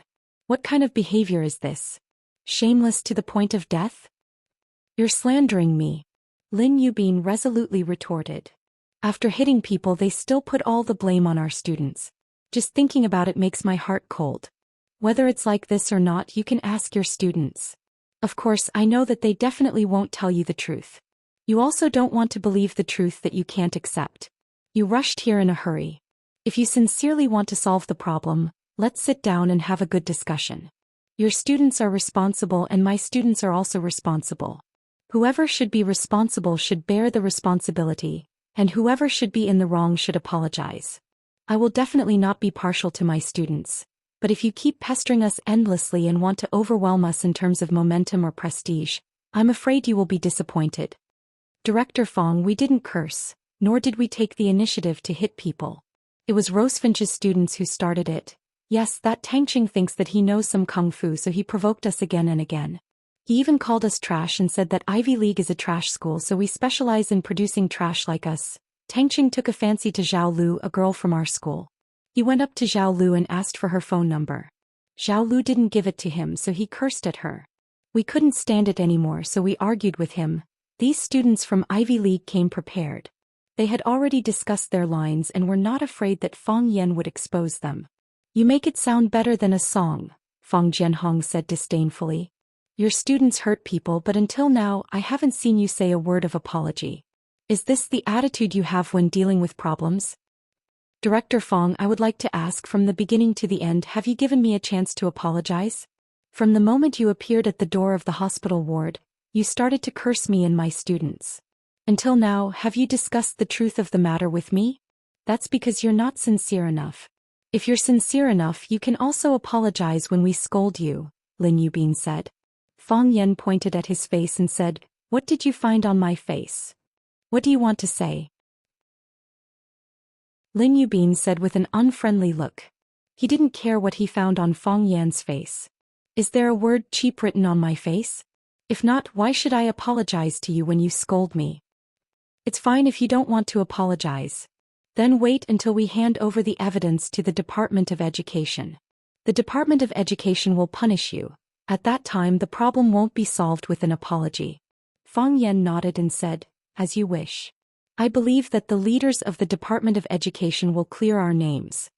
Fong Yan glanced at Huang Haoren and said, Let's go. Fong Yan turned around and left, not looking at Fong Jianhong, Lin Yubin and the others anymore. Huang Haoren and the others hurriedly followed him out, leaving only the teachers and students of Ivy League in the ward. He left just like that. Lin Yubin said in disbelief as he pointed at Fong Yan's back. This Rosefinch High School is too arrogant, isn't it?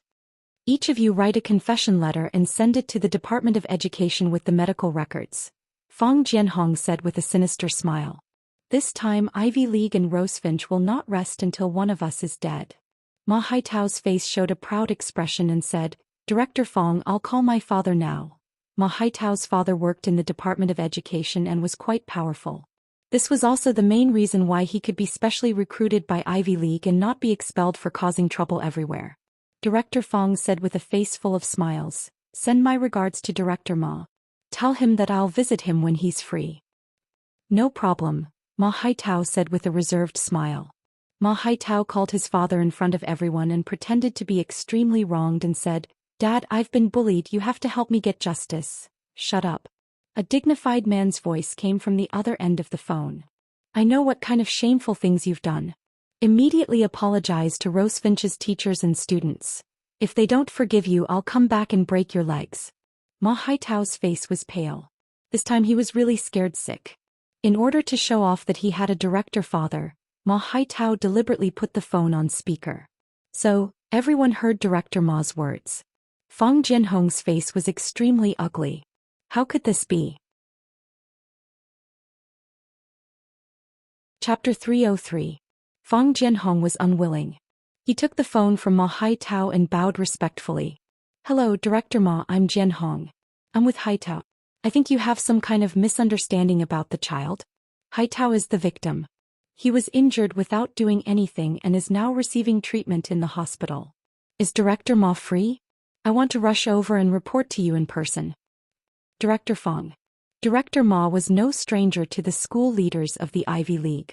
His attitude softened a little. Are you sure Ma Haitao didn't do anything? I know Haitao a little. If he did something wrong he would confess to us teachers. But this time he really felt wronged. His eyes are red. There was silence on the other end of the phone. Clearly Director Ma was moved by Fong Jianhong. What are you going to do? Director Ma asked. When the hospital's appraisal results are out, we want to send these medical records and the students' confessions to the education department, Fang Jianhong said. No matter what, we have to get justice for the students of our school. We can't let them suffer losses. The students' thoughts are the simplest and most innocent, but they have a strong sense of right and wrong. If they were wrong this time, it would have a profound impact on their lives. In order to convince Director Ma to stand on his side, Fang Jianhong even used some knowledge from education. If you don't help us get justice for your son, don't blame me when your son gives up on himself and goes down the wrong path. With Fang Jianhong's familiarity with Ma Haitao, this kid was already very crooked. His words would definitely come true. Director Ma naturally understood the meaning behind Fang Jianhong's words. He snorted and said, "Years of hard work can't withstand a small setback. Is there a problem with the teaching quality of the Ivy League school?" Fang Jianhong broke out in a cold sweat. He quickly tried to salvage the situation. "Director Ma, I'm just worried that this will happen. Haitao is your child and also my student. Who doesn't want him to get better and better? Don't you think so?" "I'll find out more about this," Director Ma said and hung up the phone. When Fang Jianhong returned the phone to Ma Haitao, he said with a strange expression, "Is someone pressuring your dad?" Ma Haitao had just called to talk about this matter, but he already knew about it and immediately said that he wanted to apologize. Which true god did they move? Lin Yubin said with a gloomy face, "Oppressing people with power, lawless and out of control. How could they do such a dirty thing? How can such a person be qualified to be a teacher?" Fang Jianhong glared at Lin Yubin, who hurriedly apologized and scolded Rosefinch for being shameless. Head Ma's name was Ma Wenxue. He wasn't the head of Huaqing's education department, but a deputy head who was ranked highly. Of course, with such a big Buddha in the education department, it was enough for Ma Haitao to do whatever he wanted in a high school. Ma Wenxue hung up the phone and felt a headache coming on. Although his immediate superior had just informed him that his son Ma Haitao should apologize to others and obtain their forgiveness, and he had verbally agreed to it, he still felt dissatisfied when he thought about it. His son was injured and hospitalized and he still had to apologize to the person who hit him. If word of this got out, where would he, Ma Wenxue, put his face? Moreover, what Fang Jianhong said made sense. Ma Haitao was his biological son after all, and if he got into a dead end because of this matter, he wouldn't be able to pull him back. He slammed his palm heavily on the table, then carried his teacup and walked to the head's office at the easternmost end of the corridor. Wang Wenhai was the head of the education department, and he was also the official who controlled this office. In the office, his words carried enormous weight, and Ma Wenxue didn't have the ability to wrestle with him. His subordinates often joked about Ma Wenxue's and Wang Wenhai's names, saying that one was Wenxue and the other was Wenhai. From their names, it was obvious that Wenhai was older than Wenxue. What they said was the truth, and Ma Wenxue didn't even have the leeway to refute it. Of course, every time he heard such a comparison, he felt a prickling feeling of discomfort in his heart. Ma Wenxue knocked on the door and entered. Wang Wenhai was on the phone with someone. When he saw Ma Wenxue come in, he glanced at him with a strange expression and gestured for him to sit on the sofa and wait for a moment. Wang Wenhai hung up the phone and looked at Ma Wenxue with a smile, asking, "Wenxue, what's the matter? I know that you don't lack good tea here, so I brought the teacups just to ask for a cup of good tea to drink," Ma Wenxue said jokingly, deliberately trying to get closer to him. "Old Ma, do you still lack good tea in your own office? I think you're too stingy. You can't bear to drink your own good tea, so you always ask for mine," Wang Wenhai said, pretending to be angry. Ma Wenxue was shocked. Wang Wenhai said that he was too stingy. Could it be that he already knew why he was here? Some people said that the way of being an official had 4 words: be bold and careful. Ma Wenxue had been immersed in officialdom for many years, so he had some understanding of these 4 words. Be it his superior or his subordinates, every word they said had a deeper meaning. Was this "too stingy" just referring to Ma Wenxue's tea collection, or was it referring to something else? However, since he was here, he had to untie the knot in his heart. Otherwise, he would be scared off by Wang Wenhai with just one sentence and he would be looked down upon even more. Ma Wenxue said with a smile, "I've drunk the tea here and I feel that the tea in my office can't compare. I've been raised to be picky. Chief, you can't let me go back disappointed." Wang Wenhai sighed softly and said, "Are you here for your son's matter?" "Yes." To tell you the truth, I just called that kid and gave him a good scolding. I even said that I would break his legs when I got back. However, Feng Jian, the school's director, took the phone and reprimanded me. He said that I had wronged the kid this time. That kid is usually as stubborn as a cow, but today he actually knew to wipe his tears. Director Feng Jian also said that they would wait for the doctor's appraisal results to come out, and then send the students' confessions and medical records to the education department. At that time things would get out of hand. Ma Wenxue looked at Wang Wenhai sincerely and said, I'm here to ask the chief how this matter should be handled. A hint of mockery appeared at the corner of Wang Wenhai's mouth, but it disappeared in an instant. Wang Wenhai looked at Ma Wenxue and said, Wenxue, look at something first. As he spoke, he took out his mobile phone and sent a video to Ma Wenxue's mobile phone.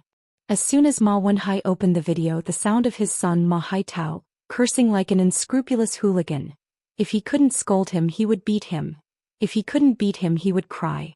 Then he would lie on the ground and pretend to be dead. The content was simply unbearable to look at.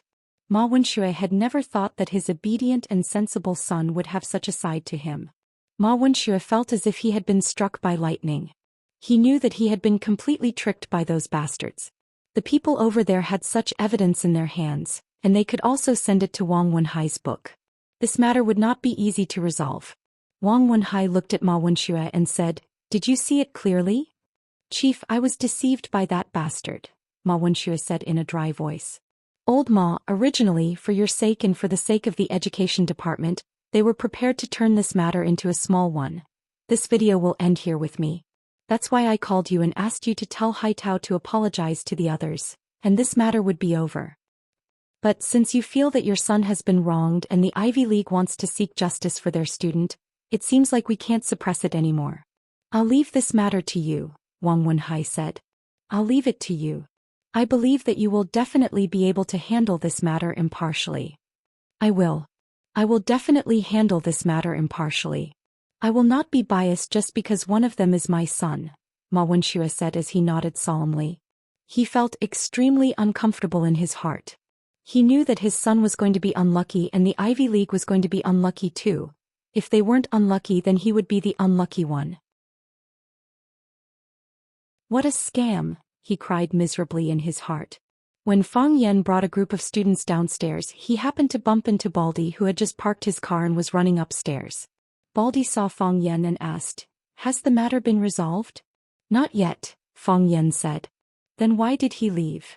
Not only was Baldy confused, but even Huang Haoren and the others felt that it was strange. Mr. Feng had angered the Ivy League's dean Feng Jianhong to such an extent. Presumably they wouldn't just let it go, right? Someone will help me resolve it, Feng Yan said with a smile.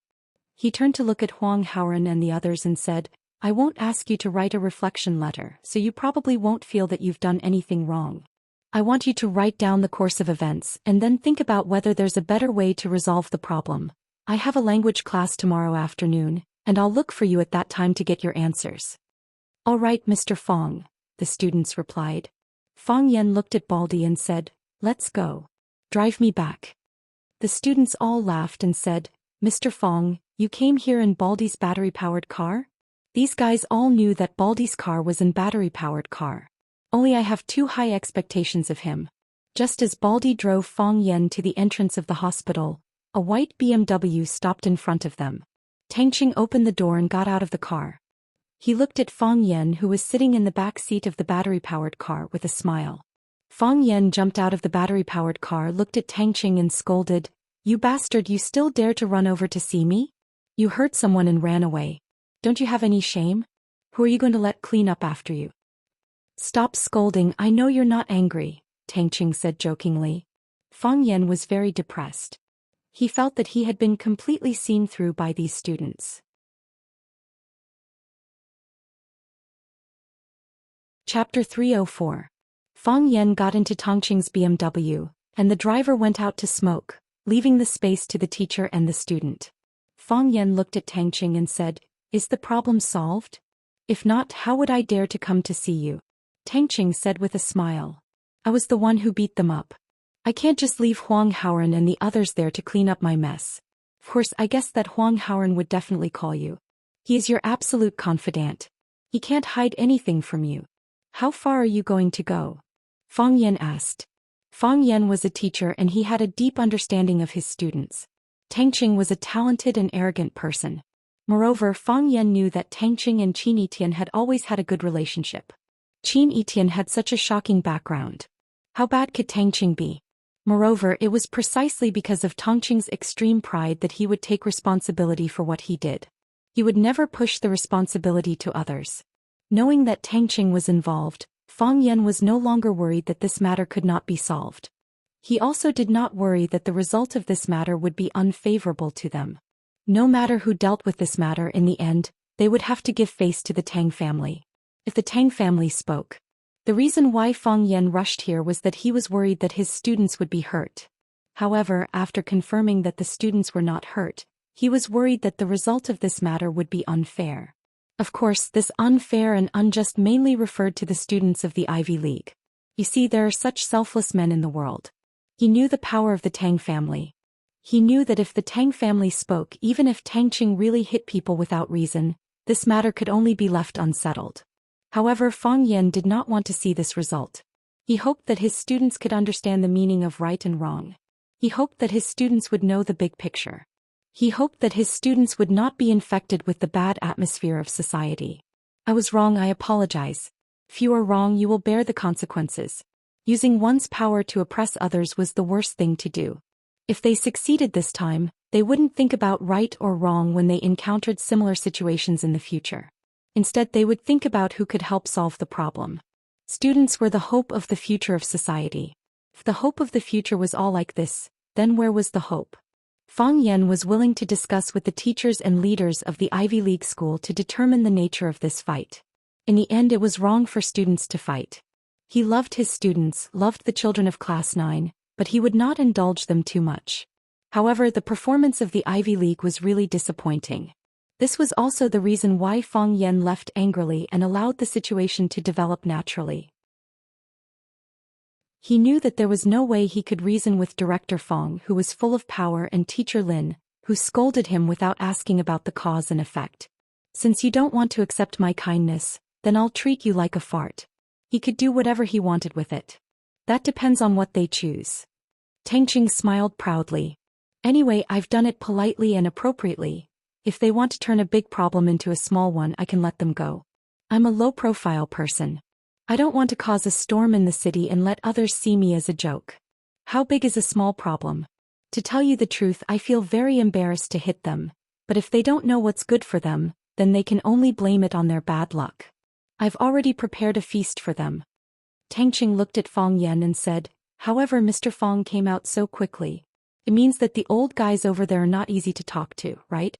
The Ivy League has a bigger influence in the education circle of Huaqing than Rosefinch, so they have developed the bad habit of looking down on others even though they're the best in the world.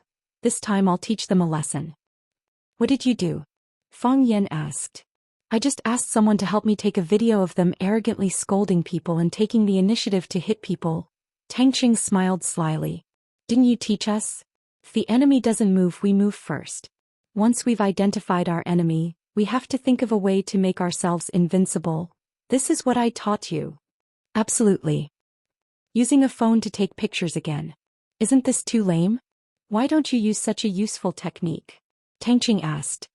Those idiots still think they have the upper hand, but they don't know that we've been guiding them to do stupid things. Huang Haoren is the most cunning.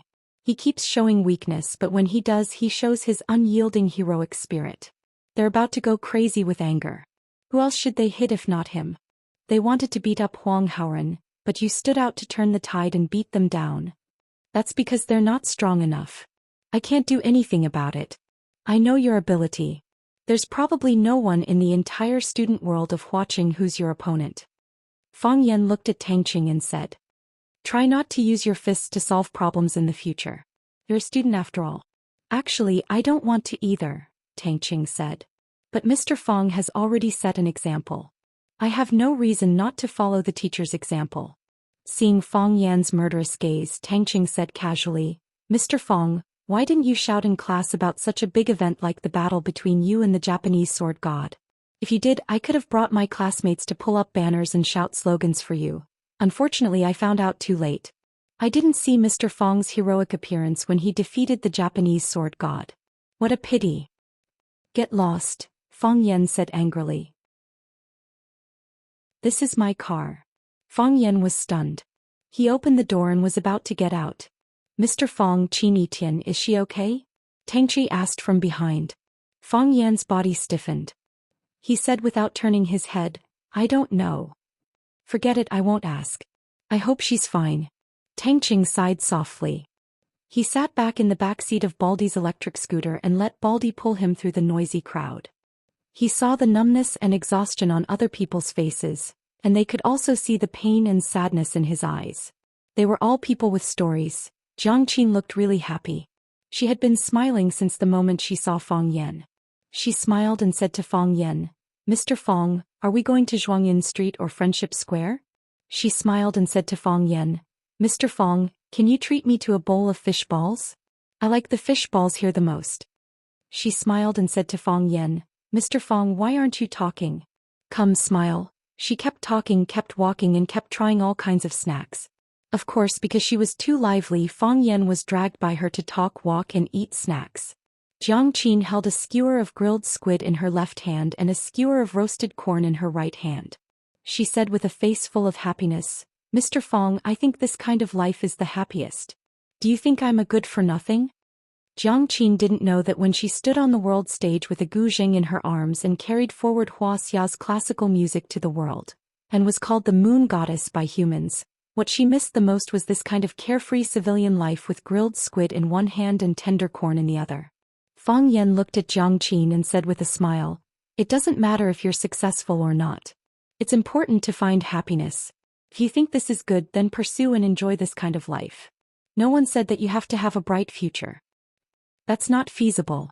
Since I promised to promote our Wuxia's classical music with Sister Xia, I will definitely work hard for this goal. I've read a lot of information recently. Sister Xia's worries are indeed necessary and we really need to awaken.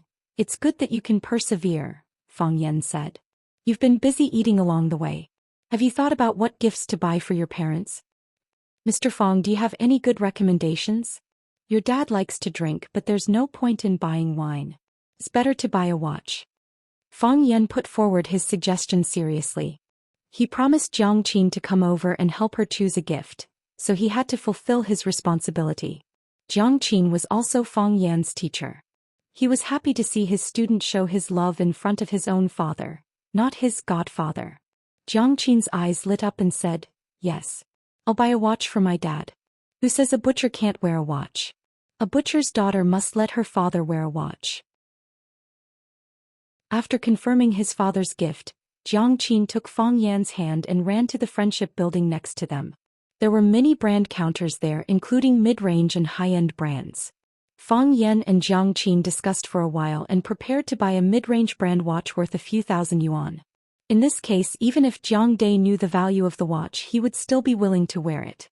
If he bought a watch worth tens of thousands of yuan, Jiang Dai would definitely hide it, so it would lose the meaning of buying a watch.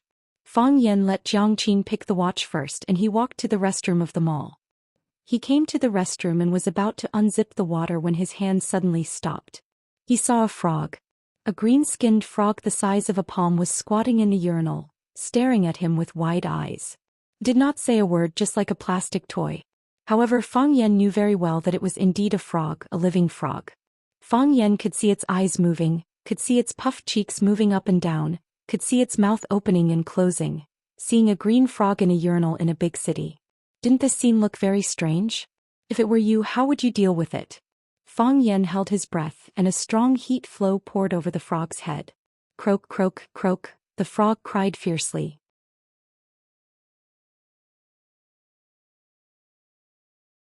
Chapter 305. Fong Yan returned to the watch counter. Jiang Qin held up a watch with a brown leather chain and said to Fong Yan, Mr. Fong, does this watch look good? The lady at the counter was amused and said, you two are really interesting. A girl calling her boyfriend a teacher, I've never heard of it before.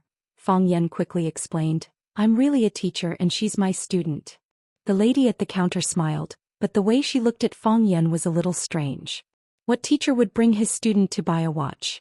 Moreover, their relationship didn't look like a teacher-student relationship. If it was really a teacher-student relationship, it proved that this guy was really a beast. He wouldn't even let go of his own student. She's here to buy a gift for her father and I'm here to help with the reference, Fang Yan explained honestly. He was very afraid that others would misunderstand. Jiang Qin smiled and didn't care. He pulled Fang Yan's wrist over and put the watch on Fang Yan's wrist. He looked at it from left to right and said, "It looks good. It gives people a very elegant feeling when wearing it." Fang Yan took off the watch and said, "This one doesn't suit him. Your dad's wrist is much thicker than mine, and the leather chain doesn't suit him very well. You can choose a watch with an iron chain for him. It's better if it's rougher, I know." Jiang Qin nodded seriously. "I've already chosen it." As he said that, he raised another watch on the box on the counter and said, "This is the one I bought for my dad." That watch had an iron chain, the dial was bigger and the chain was longer. It was indeed suitable for the obese Jiang Dai. Fang Yan nodded and said, "This one is not bad. Your dad will probably like it." "What about this one? Do you think it looks good?" Jiang Qin asked. "This one." Fang Yan took off the watch in his hand and put it on the counter. He said, "One is enough. Why did you buy so many?" "Sir, this lady specially chose this one for you. She said you will definitely like it," the lady at the counter said with a smile. By selling 2 watches at once, she had completed her business for the day ahead of schedule. The more sales they made, the more commission they got. "Nonsense," Fang Yan refused. "I don't need you to buy me a watch." "But I have already bought it," Jiang Qin said aggrievedly and put the watch on Fang Yan's wrist again. "Sir, this lady has already paid for both watches," the receptionist said. She thought to herself that this man was really insensitive.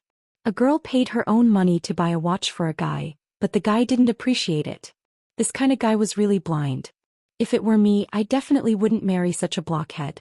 Fang Yan looked at Jiang Qin and said with a serious expression, "Jiang Qin, I know you mean well. But you're still a student and there's a lot of money to be spent. Shall we return this watch? You don't have much money and you still have to buy a present for your mother, right? I'm just your teacher. I really don't need you to buy me such an expensive present." Fang Yan looked at the price tag. Each watch was worth more than 8,000 yuan. That was close to 20,000 yuan in total. For a student who was still studying, this was indeed not a small amount of money. "I've already chosen my mother's present," Jiang Qin said angrily. "Who said I don't have money? Do you know how much Sister Xiatian paid me in Yuanlin this time? Although I'm still a student, I've already started to make money. Sister Xiatian said that she'll give us more opportunities to be on camera. As long as we're on camera or participate in performances, we'll get money. In the future, I'll make more money than my dad every year. Besides, why can't you accept my present? You gave me tuition but you never charged me for it. If you didn't know Sister Xiatian, how could Yuan Lin and I have the chance to become Sister Xiatian students? Yuan Lin also kept saying that she wanted to give you a present. I don't care, I've already bought it. If you don't accept it, then I'll..." Jiang Qin raised the watch in his hand and said with red eyes, "If you don't accept it, I'll smash it.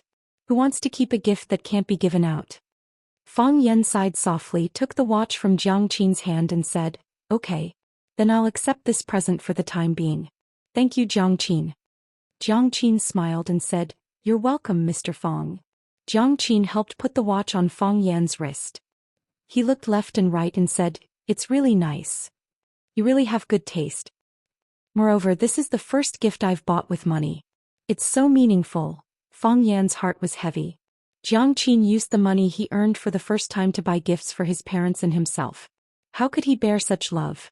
Fang Yan said with a smile, "You gave me a present. I'll treat you to dinner." I want to eat steak." "No problem," Fang Yan said. When the staff brought the warranty card and invoice, Fang Yan and Jiang Qin turned and walked to the 4th floor of the mall. That floor was a food court with many restaurants to choose from. "What gift did you choose for Sister Li?" Fang Yan asked curiously. "Travel." Jiang Qin smiled proudly. "My mother has worked hard all her life. She used to earn pocket money by setting up a stall to support my studies. She never had a chance to go out. If I go back to Yanjing tomorrow, my mother will be reluctant. She will cry when I leave. So, I secretly booked a plane ticket for her and then I will take her to Yanjing. She can accompany me and not be separated so quickly. She can also enjoy the scenery of Yanjing. Am I very smart?" Fang Yan touched Jiang Qin's head dotingly and said, "That's a good idea. Sisterly has worked hard all her life. When you make money in the future, let her enjoy a good life." Of course. Jiang Qin turned her head away unwillingly. She didn't like Fang Yan touching her head. He felt like a little kid. Jiang Qin chose a French restaurant, and the two of them found a table by the window. The waiter brought the lemonade and menu. Jiang Qin took the menu skillfully and ordered. Not only did she order her own, but she also ordered one for Fang Yan that suited Fang Yan's taste. This made Fang Yan very satisfied. "Mr. Fang, I know your family is in Yanjing, right?" "Sort of," Fang Yan said. Fang Yan's home was in Yanjing, but it was still a distance from Yanjing City. It was closer to Tianjin City. "In a month, the students will have their holidays. Are you going back to Yanjing at that time?" Jiang Qin asked slyly. Fang Yan looked at Jiang Qin and said, "What evil idea do you have now? When you go back to Yanjing, we will also have our holidays. Yuan Lin and I want to walk around Yanjing. Can you be our tour guide?" Fang Yan thought about it and said, "I'll decide then. I have a lot of things to deal with after the holidays." Because Fang Yan didn't agree immediately, Jiang Qin was a little disappointed. But she knew that Fang Yan was soft-hearted. As long as she could find a chance to beg again, he would definitely agree. It would be best if Yuan Lin, that little troublemaker, could come along as well.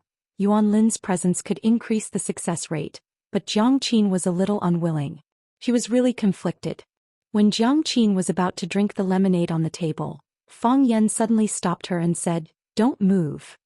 "What's wrong?" Jiang Qin looked at Fang Yan and asked. Fang Yan took the cup from Jiang Qin and stared coldly at a red filament in the cup. If one didn't look carefully, it would be easy to mistake the red filament for the fiber in the lemon. But under Fang Yan's gaze, he could see the filament moving up and down, left and right. It was alive. Red thread snake. It could enter the human body through liquids and various carriers, and then grow and multiply in the human stomach. Finally, the densely packed red thread snake would pierce through the stomach, skin and flesh and then crawl out of the skin. At that time, half of its body would be in the flesh and the other half would be outside. At first glance, it would look like its body was stained with countless red threads. The threads were floating in the wind, but in fact the red thread snake was shaking its head. This was the strangest and cruelest way to die. Unclean. Jiang Qin also moved his little head over, looked at it carefully and asked, "What's inside?" "Nothing," Fang Yan said with a smile. He took the initiative to take Jiang Qin's hand and said, "Let's go to another restaurant." "Why do you want to change?" Jiang Qin asked. But seeing Fang Yan's big hand holding his little hand, the voice of resistance immediately became much smaller and he said, "Mr. Fang, are you taking me to eat delicious food?" "Yes," Fang Yan said. They walked to the busy street and bought some snacks at the roadside shops. Fang Yan held a bowl of beef meatballs and said, "Didn't you say that this is the happiest life?" Jiang Qin pouted and said, "Stingy." Fang Yan saw a park in front of them and there was a man-made lake in the middle of the park. There were many couples rowing in the middle of the lake, so he said to Jiang Qin, "Do you want to take a boat?" Jiang Qin suddenly became interested and said happily, "Okay, let's go rowing." So the two walked over, rented a small boat and rowed to the center of the lake. Folk songs are like the spring river, not afraid of dangerous shoals and many bends. Jiang Qin was in a good mood and she took the initiative to sing a folk song. Her voice was sweet and crisp with a young girl's coquettishness, and it attracted many cheers from the surrounding people. Fang Yan smiled and clapped, and he really enjoyed Jiang Qin's singing. His eyes, however, took in all the movements in the middle of the lake. In the shadow of the woods by the shore, a pair of triangular eyes stared fiercely at the boat in the middle of the lake. "Where there is water is my kingdom. You are courting death." The triangular eyes had a ferocious smile on his face. Chapter 306. The artificial lake in the center of Tianhu Park was also known as the Lover's Lake because many couples would row boats in the middle of the lake and pledge their love. That was how it got its name. Of course, not only couples but parents would also bring their children here to play during holidays. After Jiang Qin finished singing the song "Mountains and Rivers Are Like Spring Water," Fang Yan had already rowed the boat to a remote area far away from the crowd. Jiang Qin looked around and said with a blushing face, Mr. Fong, why did you row the boat here? Is there any good scenic spot here? Because it's dangerous here, Fong Yan said. Dangerous.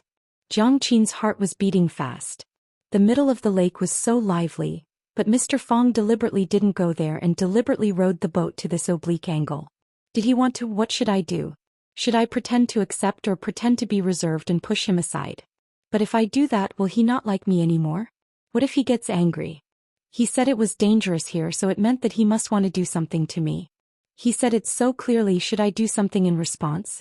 The young girl's heart was budding and she didn't even know what love was. She just saw some cliché scenes from books and TV, and then put herself into the story. This kind of perturbed and sweet feeling was something they had never experienced before. Yes. It's very dangerous, Fong Yan said. Fong Yan's expression was serious and his eyes swept around coldly. He said, just now in the restroom of the mall I saw a frog in the urinal. Ah? Jiang Qin exclaimed. Isn't that too cute? Where's the frog? I trampled it to death, Fong Yan said in a deep voice. When we were eating in a French restaurant, the waiter served us a glass of lemonade with a rare little snake called the red viper. If we drank that glass of lemonade, those little snakes would suck our stomach blood and reproduce in our stomachs. There's a snake? Jiang Qin's eyes widened. Until then she finally realized that something was wrong. She was in a really dangerous situation, but this danger was not brought by Fong Yan. Yes. There are snakes. Fong Yan nodded. I know a very powerful person. He is known as the Xianxia snake monarch. I've been sending people to look for his whereabouts. Obviously he's not going to let me go so easily. Although I don't know how the hatred between the two of us started. Today is really not a good day to meet him. At the very least I should send you back first. However, I know that this kind of person tends to go to extremes. If I send you back, you and your family may suffer. He has been following us and I can't guarantee that he won't do anything to your family. So you used us as bait? Jiang Qin asked. She was naturally intelligent and Fong Yan had already said it so clearly. How could she still not understand? Yes. Fong Yan nodded. He is a big monster. He can use all kinds of poisonous snakes and fierce beasts. The frogs in the toilet, the red-lined snakes in the cup, and even a group of poisonous snakes and scorpions might crawl out from under the blankets when we were lying on the bed. He hid in the dark and gave commands remotely, making it impossible for us to defend against these killer moves. He can try 100 times, but if we get hit once, everything will be over. There was one more thing that Fong Yan didn't mention. Whether it was the poisonous frogs or the poisonous snakes or the upcoming assassination, the Snake Lord was trying to force her to abdicate.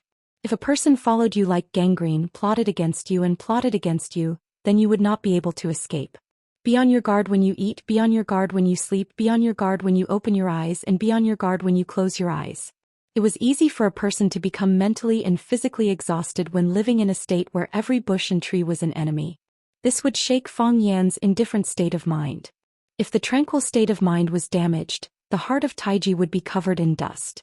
No Tao seeker would be willing to face the fact that their cultivation did not advance and instead regressed. At that time, as long as Fong Yan made a small mistake, the Snake Lord would attack and kill Fong Yan. The Snake Lord could wait, but Fong Yan couldn't. Fong Yan had the ability to protect himself, but what about the people around him? What about his students? Fong Yan's plan to lure the enemy was to put himself in a desperate situation. He knew that he was taking a great risk by doing this. He even took the initiative to pull the battle line to the lake, where the Snake Lord was best at fighting. The Snake Lord was king when encountering the water. He believed that the Snake Lord would not be able to resist such a temptation. He would not be able to resist.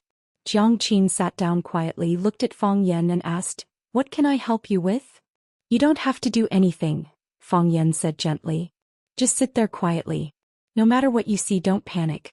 I will do my best to protect you. As long as I'm alive, you will be alive as well." There was something else that Fong Yan didn't say. If he died, Jiang Qin would probably not be able to survive either. But this was the only choice. It was also the best choice. He was confident in himself. "I believe in you," Jiang Qin said. "I'm not afraid at all. I know that you will protect me anyway." Not only was she not afraid, but she even took out 2 pieces of gum from her bag. She forced one into Fong Yan's mouth and kept the other in her mouth. She looked around but didn't see anything unusual. He's here, Fang Yan said. As soon as Fang Yan said that, the calm surface of the lake began to ripple. At first it was only a slight tremble like water being blown by the wind. But soon the waves began to roll like boiling water towards the boat that Fang Yan was on. Whoosh! The loud sound of water could be heard. Then countless toads jumped up from the bottom of the water. Because there were too many of them and they were too densely packed together, they looked like an ugly monster that had emerged from the bottom of the water. The poison on the toads' bodies wasn't brown but dark red.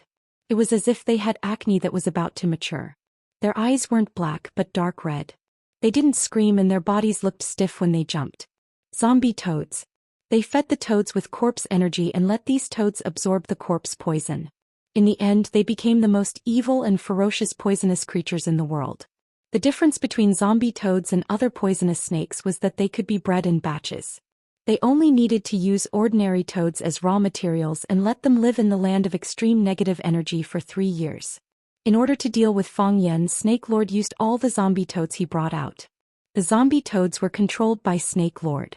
One by one they pounced towards Fang Yan and Xianxia on the boat. Xianxia was so scared that her face turned pale. She didn't even know that she had swallowed her gum. She had promised Mr. Fang that she wouldn't panic no matter what happened. But these toads were too ugly and disgusting. Although they hadn't bitten her yet, Xianxia already had goosebumps all over her body. Fang Yan's face was dark and his eyes were as sharp as daggers. The heart of Tai Chi was fully activated and the Tai Chi realm instantly appeared. Then everything around him appeared in his mind.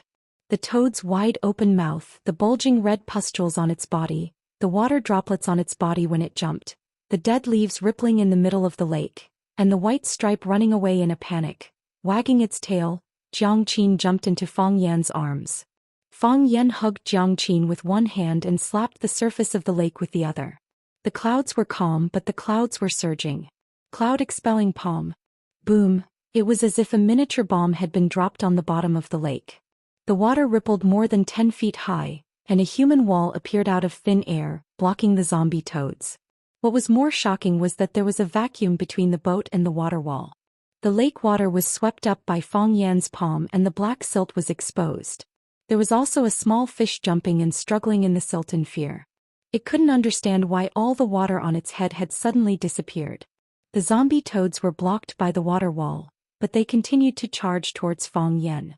Bang bang bang, the sound of knocking could be heard incessantly. The curtain of water was like a solid wall. The toads charged forward again and again but one by one they fell into the water. Because of this, the boat that Fang Yan was in was like an arrow that had been released from a bow, and it flew away. When the boat was far away, the water curtain came crashing down and covered the silt again. The zombie toads regained their freedom, and once again chased after Fang Yan's boat. Clap, clap, clap, they jumped stiffly and the ones below pushed against the ones above while the ones above jumped higher and further towards Fang Yan's boat.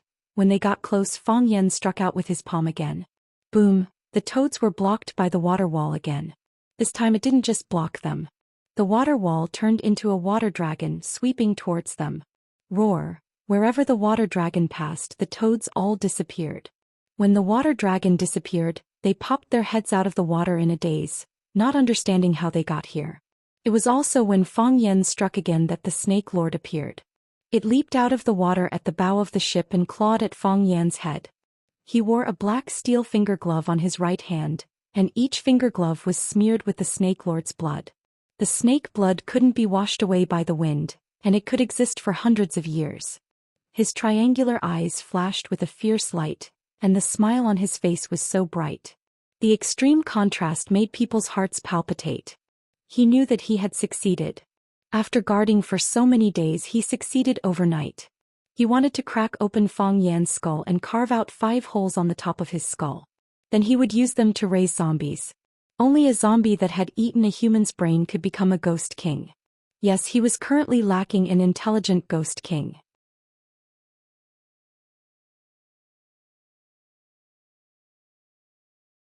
Chapter 307. After a punch was thrown, one needed to retract it and accumulate strength again. That way the next punch would have the same amount of strength. The same went for human strength.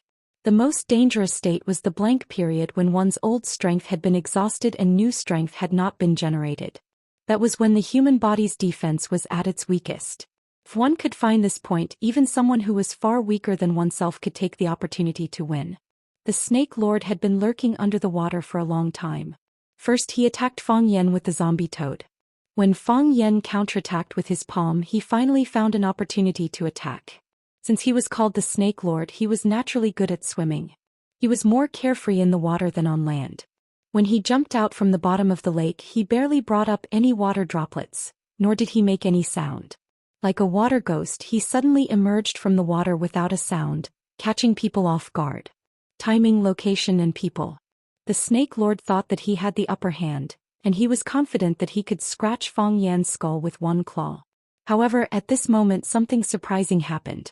Fang Yan suddenly turned around with a gratified and sarcastic smile on his face.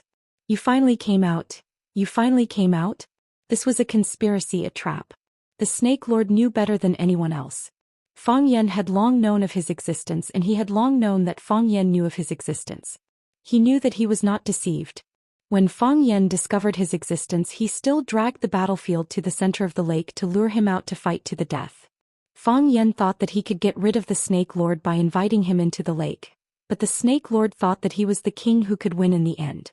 When the Tao rises 1 foot and the devil rises 10, who will attain the Tao? Who could become a demon? Now his claws were about to pierce through his scalp and pierce through his skull. What could he do? Crack. The Snake Lord's claws could not reach out. There was a big hand on his arm. That hand grasped the major acupuncture points on his arm, such as Zhigo, Huizong, and Lao, numbing his body and making him unable to move. His leaping body was still suspended in the air. However, that was not because his ability to stay in the air was amazing, but because Fang Yan had lifted him up in the air. His body was in the hands of Fang Yan, and his life was also in the hands of Fang Yan. He couldn't believe his own eyes. Fang Yan was obviously exhausted, and his body didn't even have time to turn around. How did he grab his wrist first? The Snake Lord did not know that after the Taiji heart was unleashed, his speed in the Taiji realm was not worth mentioning in Fang Yan's eyes. Intercepting his attack was not a difficult task.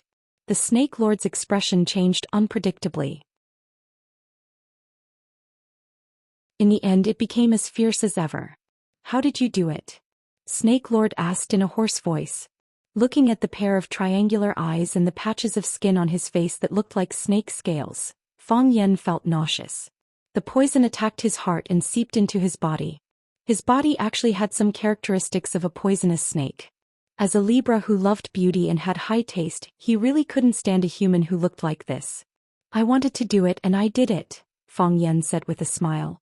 Crack. Fang Yan used his strength and crushed one of Snake Lord's arms. This monster's body was full of poison, and he could use those strange poisons. Fang Yan didn't want to give him any chance to fight back. Fang Yan didn't want something stupid like failing in an easy task to happen to him. "Ah!" Snake Lord screamed. He was clearly in so much pain that his facial features were scrunched up, but there was a cruel smile in his eyes. When he opened his mouth, a stream of red blood sprayed toward Fang Yan's face. Puff. Snake Lord's most poisonous skill was not his killing technique, but his poisonous fangs and poisonous blood. The poisonous blood stained his body and rotted his skin and flesh. Fang Yan's large hand was still grabbing onto one of the Snake Lord's arms and lifting him into the air. The two of them were very close. When he spat out a mouthful of poisonous blood, the Snake Lord opened his mouth and laughed loudly. Close combat was his forte.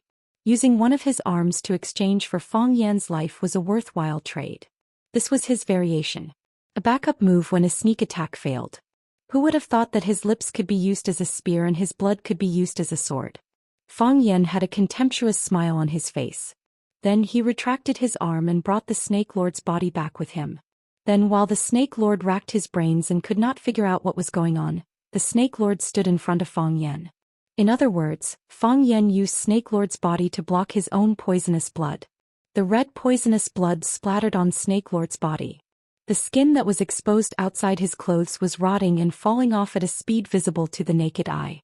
His pale skin turned into black spots. The poisonous blood actually burned his skin red. From this, it could be seen that the poisonous blood was extremely poisonous. Snake Lord's body trembled in pain, but his brain did not seem to be aware of any of this. He stared blankly at the dense holes that had just appeared on his body. His eyes were full of fear and confusion. Is this magic? Of course this was not magic. This was the heart of Tai Chi. Fang Yan's speed was faster than Snake Lord's. In the Tai Chi realm he was the master of everything. When Snake Lord bit his fangs and tongue, Fang Yan guessed what he wanted to do. When he sprayed out the venom mixed with blood and fangs, Fang Yan had already lifted his body back and used it as a shield. However, Fang Yan's speed was so fast that even the person himself did not realize it. When Snake Lord's eyes and consciousness deceived him, when he thought that he was only being lifted in the air by Fang Yan, his body was actually already in front of Fang Yan. Among the supreme beings in the world, only speed could not be defeated. When one's speed reached an extreme, it would give off a magical feeling. This was also the reason why Snake Lord misunderstood that what Fang Yan used was a magic trick. Flap. Fang Yan threw Snake Lord, who had completely lost the ability to resist, on the deck, stepped on his neck and said with a smile, "This is not magic, it's Kung Fu. Wuxia Kung Fu. You have been hiding in the snake cave of Xianxia for too long. You must not know much about the real Wuxia Kung Fu, right?" Snake Lord's eyes turned scarlet and he said with hatred, "Will you kill me?" "Of course," Fang Yan said frankly. "I don't like to be at a disadvantage. If you scold me, I will scold you back. If you slap me, I will slap you back. You tried to assassinate me twice, but I can't kill you twice. I still let you take advantage of me." At the end of his words, Fang Yan sighed softly. There was a touch of sadness and regret in Snake Lord's eyes, and he said with an incomprehensible expression, "What if I make a deal with you?" "Deal?" Fang Yan looked at Snake Lord with a playful look and said, "What deal?" "You kill me, but it means nothing to you," Snake Lord said. "You don't even know why I want to kill you." "That's right," Fang Yan said. "But sometimes, you don't need to understand the cause and effect of everything so clearly. You wanted to kill me, but I killed you. Isn't that more concise and clear? If you have the chance to kill me and I say I want to make a deal with you, will you agree? If you won't agree, why do you think I will? Isn't this too unfair to me? Why is your money valuable but my life can be used for a deal?" Fang Yan's words were so reasonable that Snake Lord was stunned for a long time, and he was speechless. Snake Lord lay there stiffly, waiting for Fang Yan to break his neck with his foot. His honesty made Fang Yan a bit hesitant. He stepped on Snake Lord's neck with his foot and said, "Tell me about your deal, we're both free anyways." This was a park and this was the artificial lake of the park. Snake Lord could kill and burn without restraint, but Fang Yan couldn't. Because of that, Fang Yan said that they still had some time. Snake Lord's eyes showed a bit more hope and said, "In order to save my sister, they forced me to kill you. They were too hurried and I didn't have any time to rest. Even though I was already heavily injured." "Who are they?" "I don't know. I only know that they were very powerful. I couldn't resist at all. I didn't even know how to resist. They easily took my sister away and said that as long as I killed you, they would let her go," Snake Lord explained with his extremely uncomfortable voice. "I wanted to save my sister, that's why I was in such a hurry to kill you. The first time on Xianxia Mountain when I was about to succeed, an old Taoist ruined my plan. This time I failed again. I knew that as long as I died they would kill my sister. Only if I lived could my sister live. If I died, my sister would also die." "Your sister?" Fang Yan stared at Snake Lord's triangular eyes and thought, what kind of person is this guy's sister? "Yes. She's the only family I have in this world." Snake Lord's expression became gentle. A rare hint of affection that shouldn't have appeared on his face appeared in his eyes. "She's the only one who doesn't despise me for being a monster, the Snake Lord that everyone fears. She's the only family I have in this world. And the only one who's willing to listen to me." Fang Yan actually felt a bit of sympathy for him. This guy was really pitiful. Because of his ugly appearance, he was probably a freak in other people's eyes since the day he was born. His parents despised him, his companions feared him, and no one wanted to be friends with him or even get close to him. He could only talk to flowers, grass, and every tree in his forest. Luckily he had a sister.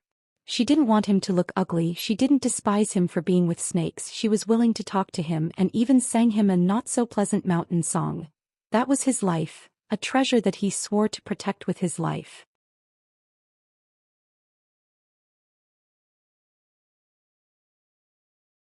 Chapter 308.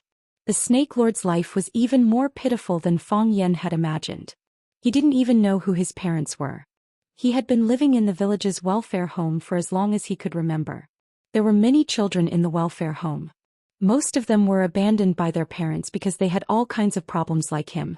It was only when he was there that he didn't encounter discrimination and ridicule, at least not from his peers. However, they had to be beaten up by the director. The director was a fat middle-aged woman. When there were outsiders, she would talk to them with a kind face. Her voice was clear and her plump face was full of smiles. She would even personally help them wipe the rice off the corners of their mouths. However, when those kind donors or university students who used their spare time to show their love left, she would change into a different person.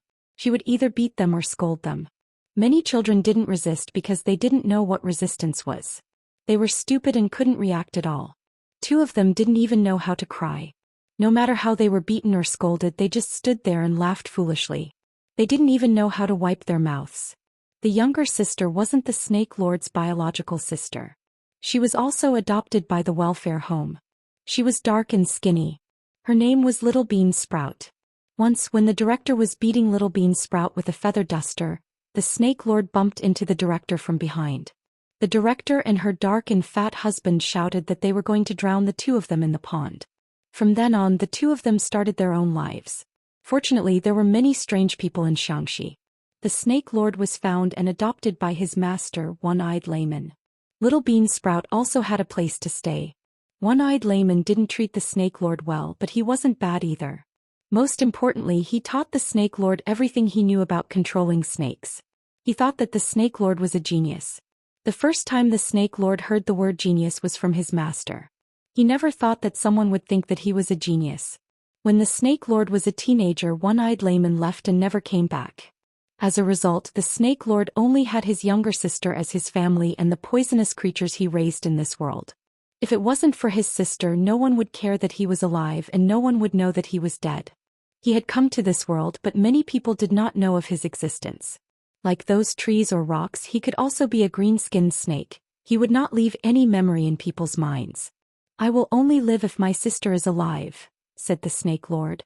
"If my sister dies, I won't live alone. So, I want to make a deal with you. Only if I'm alive will I have a chance to save my sister." Fang Yan looked at the triangular eyes of the Snake Lord lying on the deck and said, "If that's the case, I might as well kill you.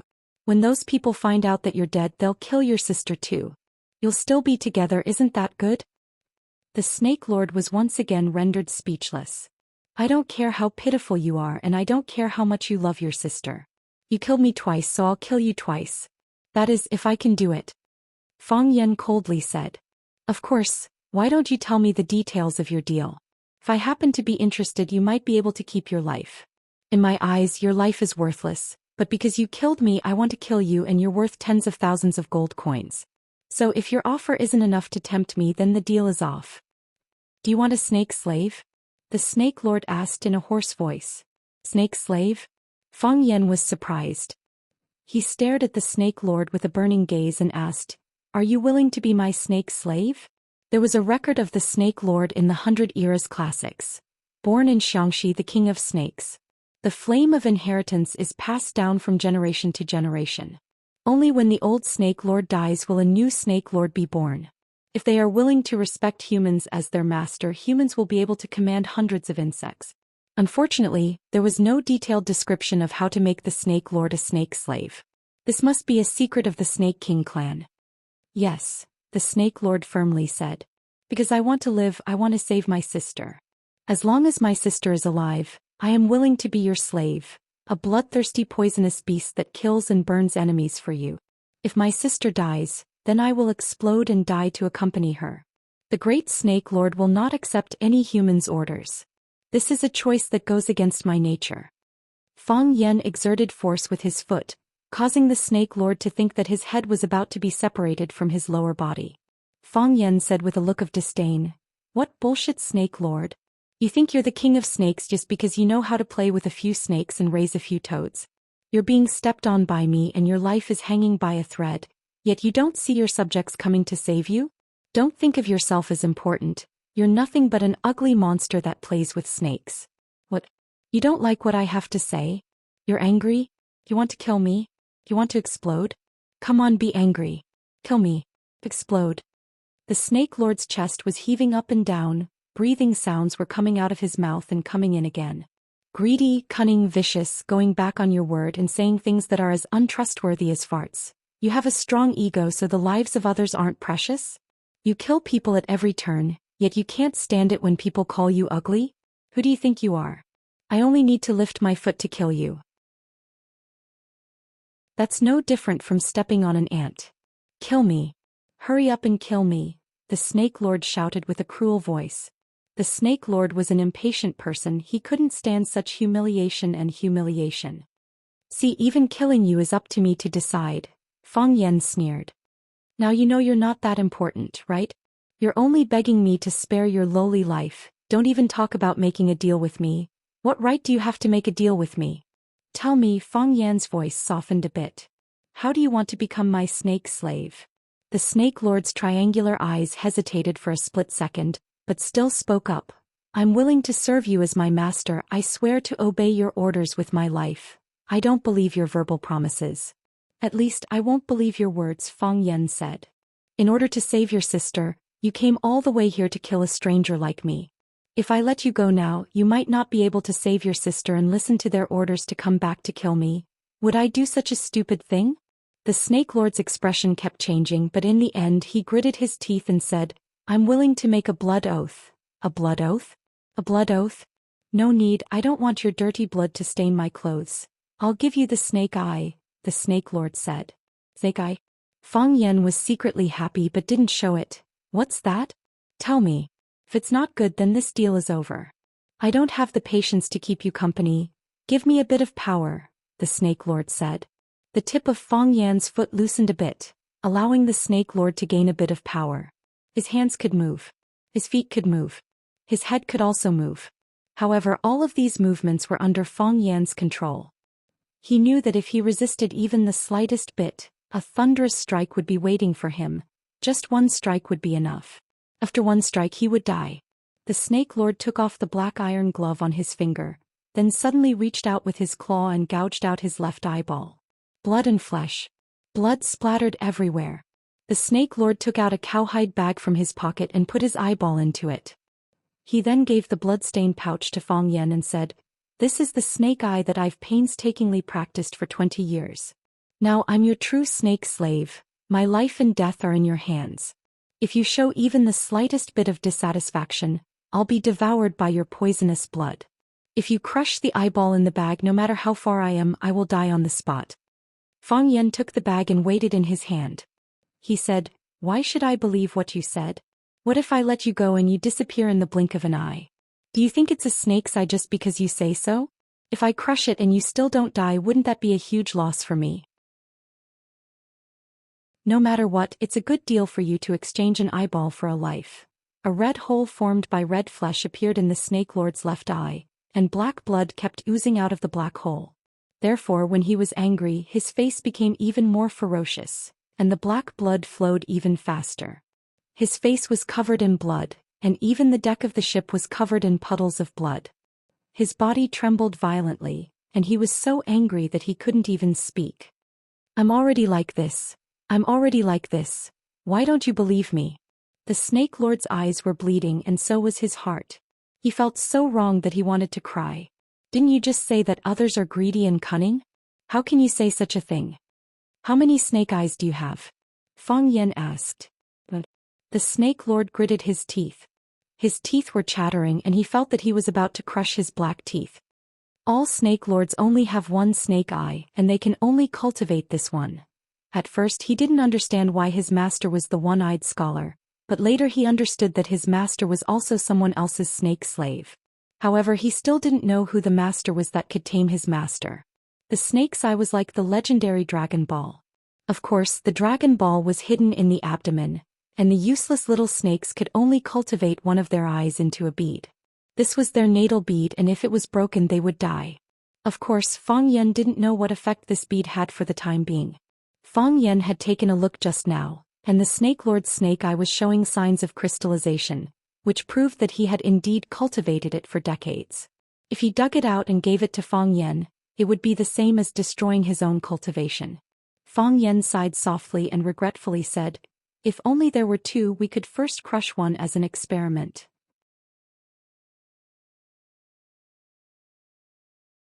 Chapter 309. Should I crush one for an experiment? I can have two eyes, but I only have one life. If I crush one, I won't be able to keep my life. I don't know if it was anger or pain, but Snake Lord felt dizzy. He felt like he was going to pass out. "It seems like you are very sincere. Should I accept your deal?" Fang Yen was hesitant. "Redmouth. You are Redmouth." Snake Lord gritted his teeth and roared with a mouth full of blood. This time the Snake Lord really fainted. In order to cooperate with Fang Yen, he even gouged out one of his eyes. Moreover, that eye was his primordial spirit snake's eye.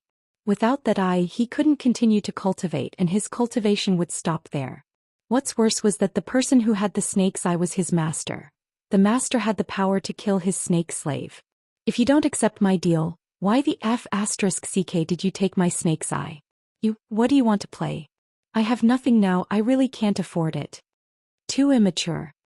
Fang Yen was very dissatisfied with Snake Lord's behavior. A deal.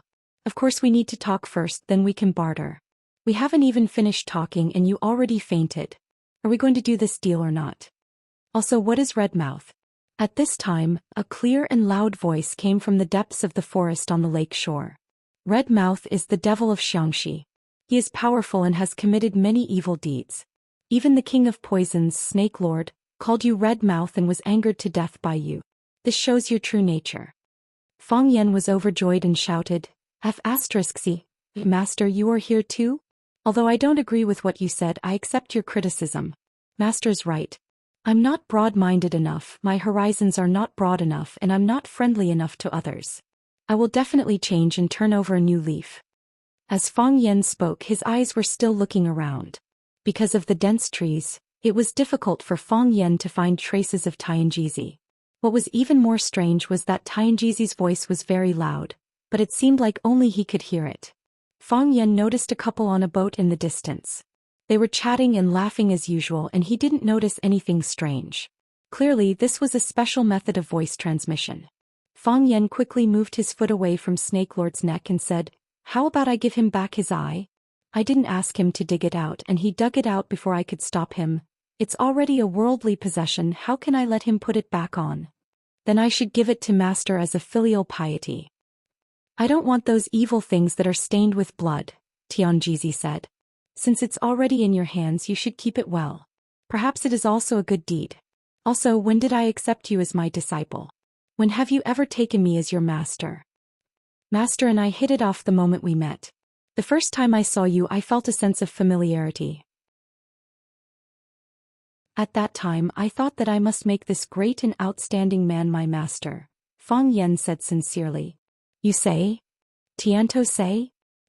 You almost angered me to death. If I didn't have enough willpower, I would have ended up like that Snake Lord. You dare to say you felt like old friends at first sight. Bastard brat, you think you can hide your thoughts from me?" That was a test for Master.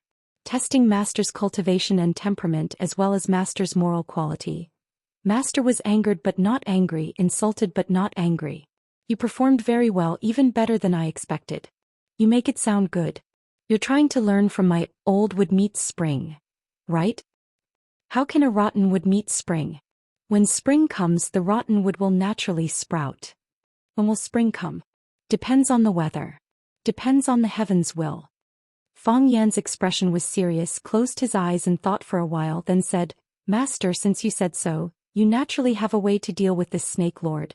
Just tell me, I will obey. You already know how to deal with him. He has 3 tribulations of fate with you, fate has yet to end, let him live." Tianjizi sighed. "He is also a pitiful person." "Fine. Then I will listen to Master." Fang Yen readily agreed. Tianjizi laughed and said, "Bastard brat, if you want to be my disciple, you will need some luck. Wait until you have the heart of 3 jewels, then it won't be too late." "Heart of 3 jewels?" Fang Yen panicked and asked, "Master, what are the 3 hearts?"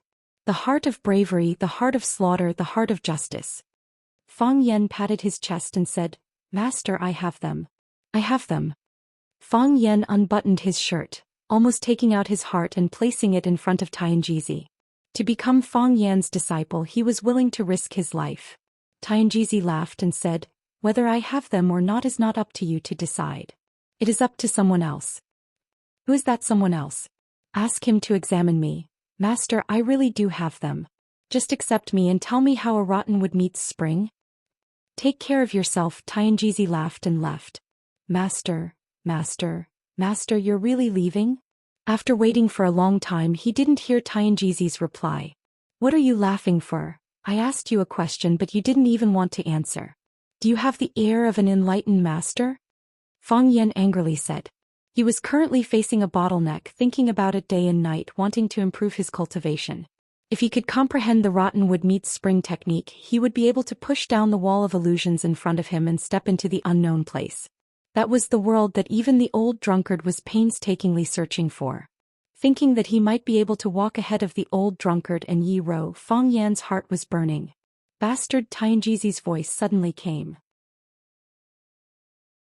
At the same time, Fang Yan felt a strong force slapping towards the boat. Fang Yan didn't dare to block it, letting the force blow his boat towards the west bank. Clang! The boat crashed into the stone wall on the shore. Fang Yan had already hugged Zhang Qin, whose sleeping acupoint he sealed in his arms. As for the Snake Lord, with his constitution he probably wouldn't care about such a degree of injury, right? "Master!" Fang Yan stood on the boat and shouted. No one answered. "Master!" Still no one answered. Fang Yan finally relaxed. That Taoist priest must have really left this time. He's too cunning, he actually backstabbed me. Is there any trust between people? When Zhang Qin woke up, he was lying on a bench in the park.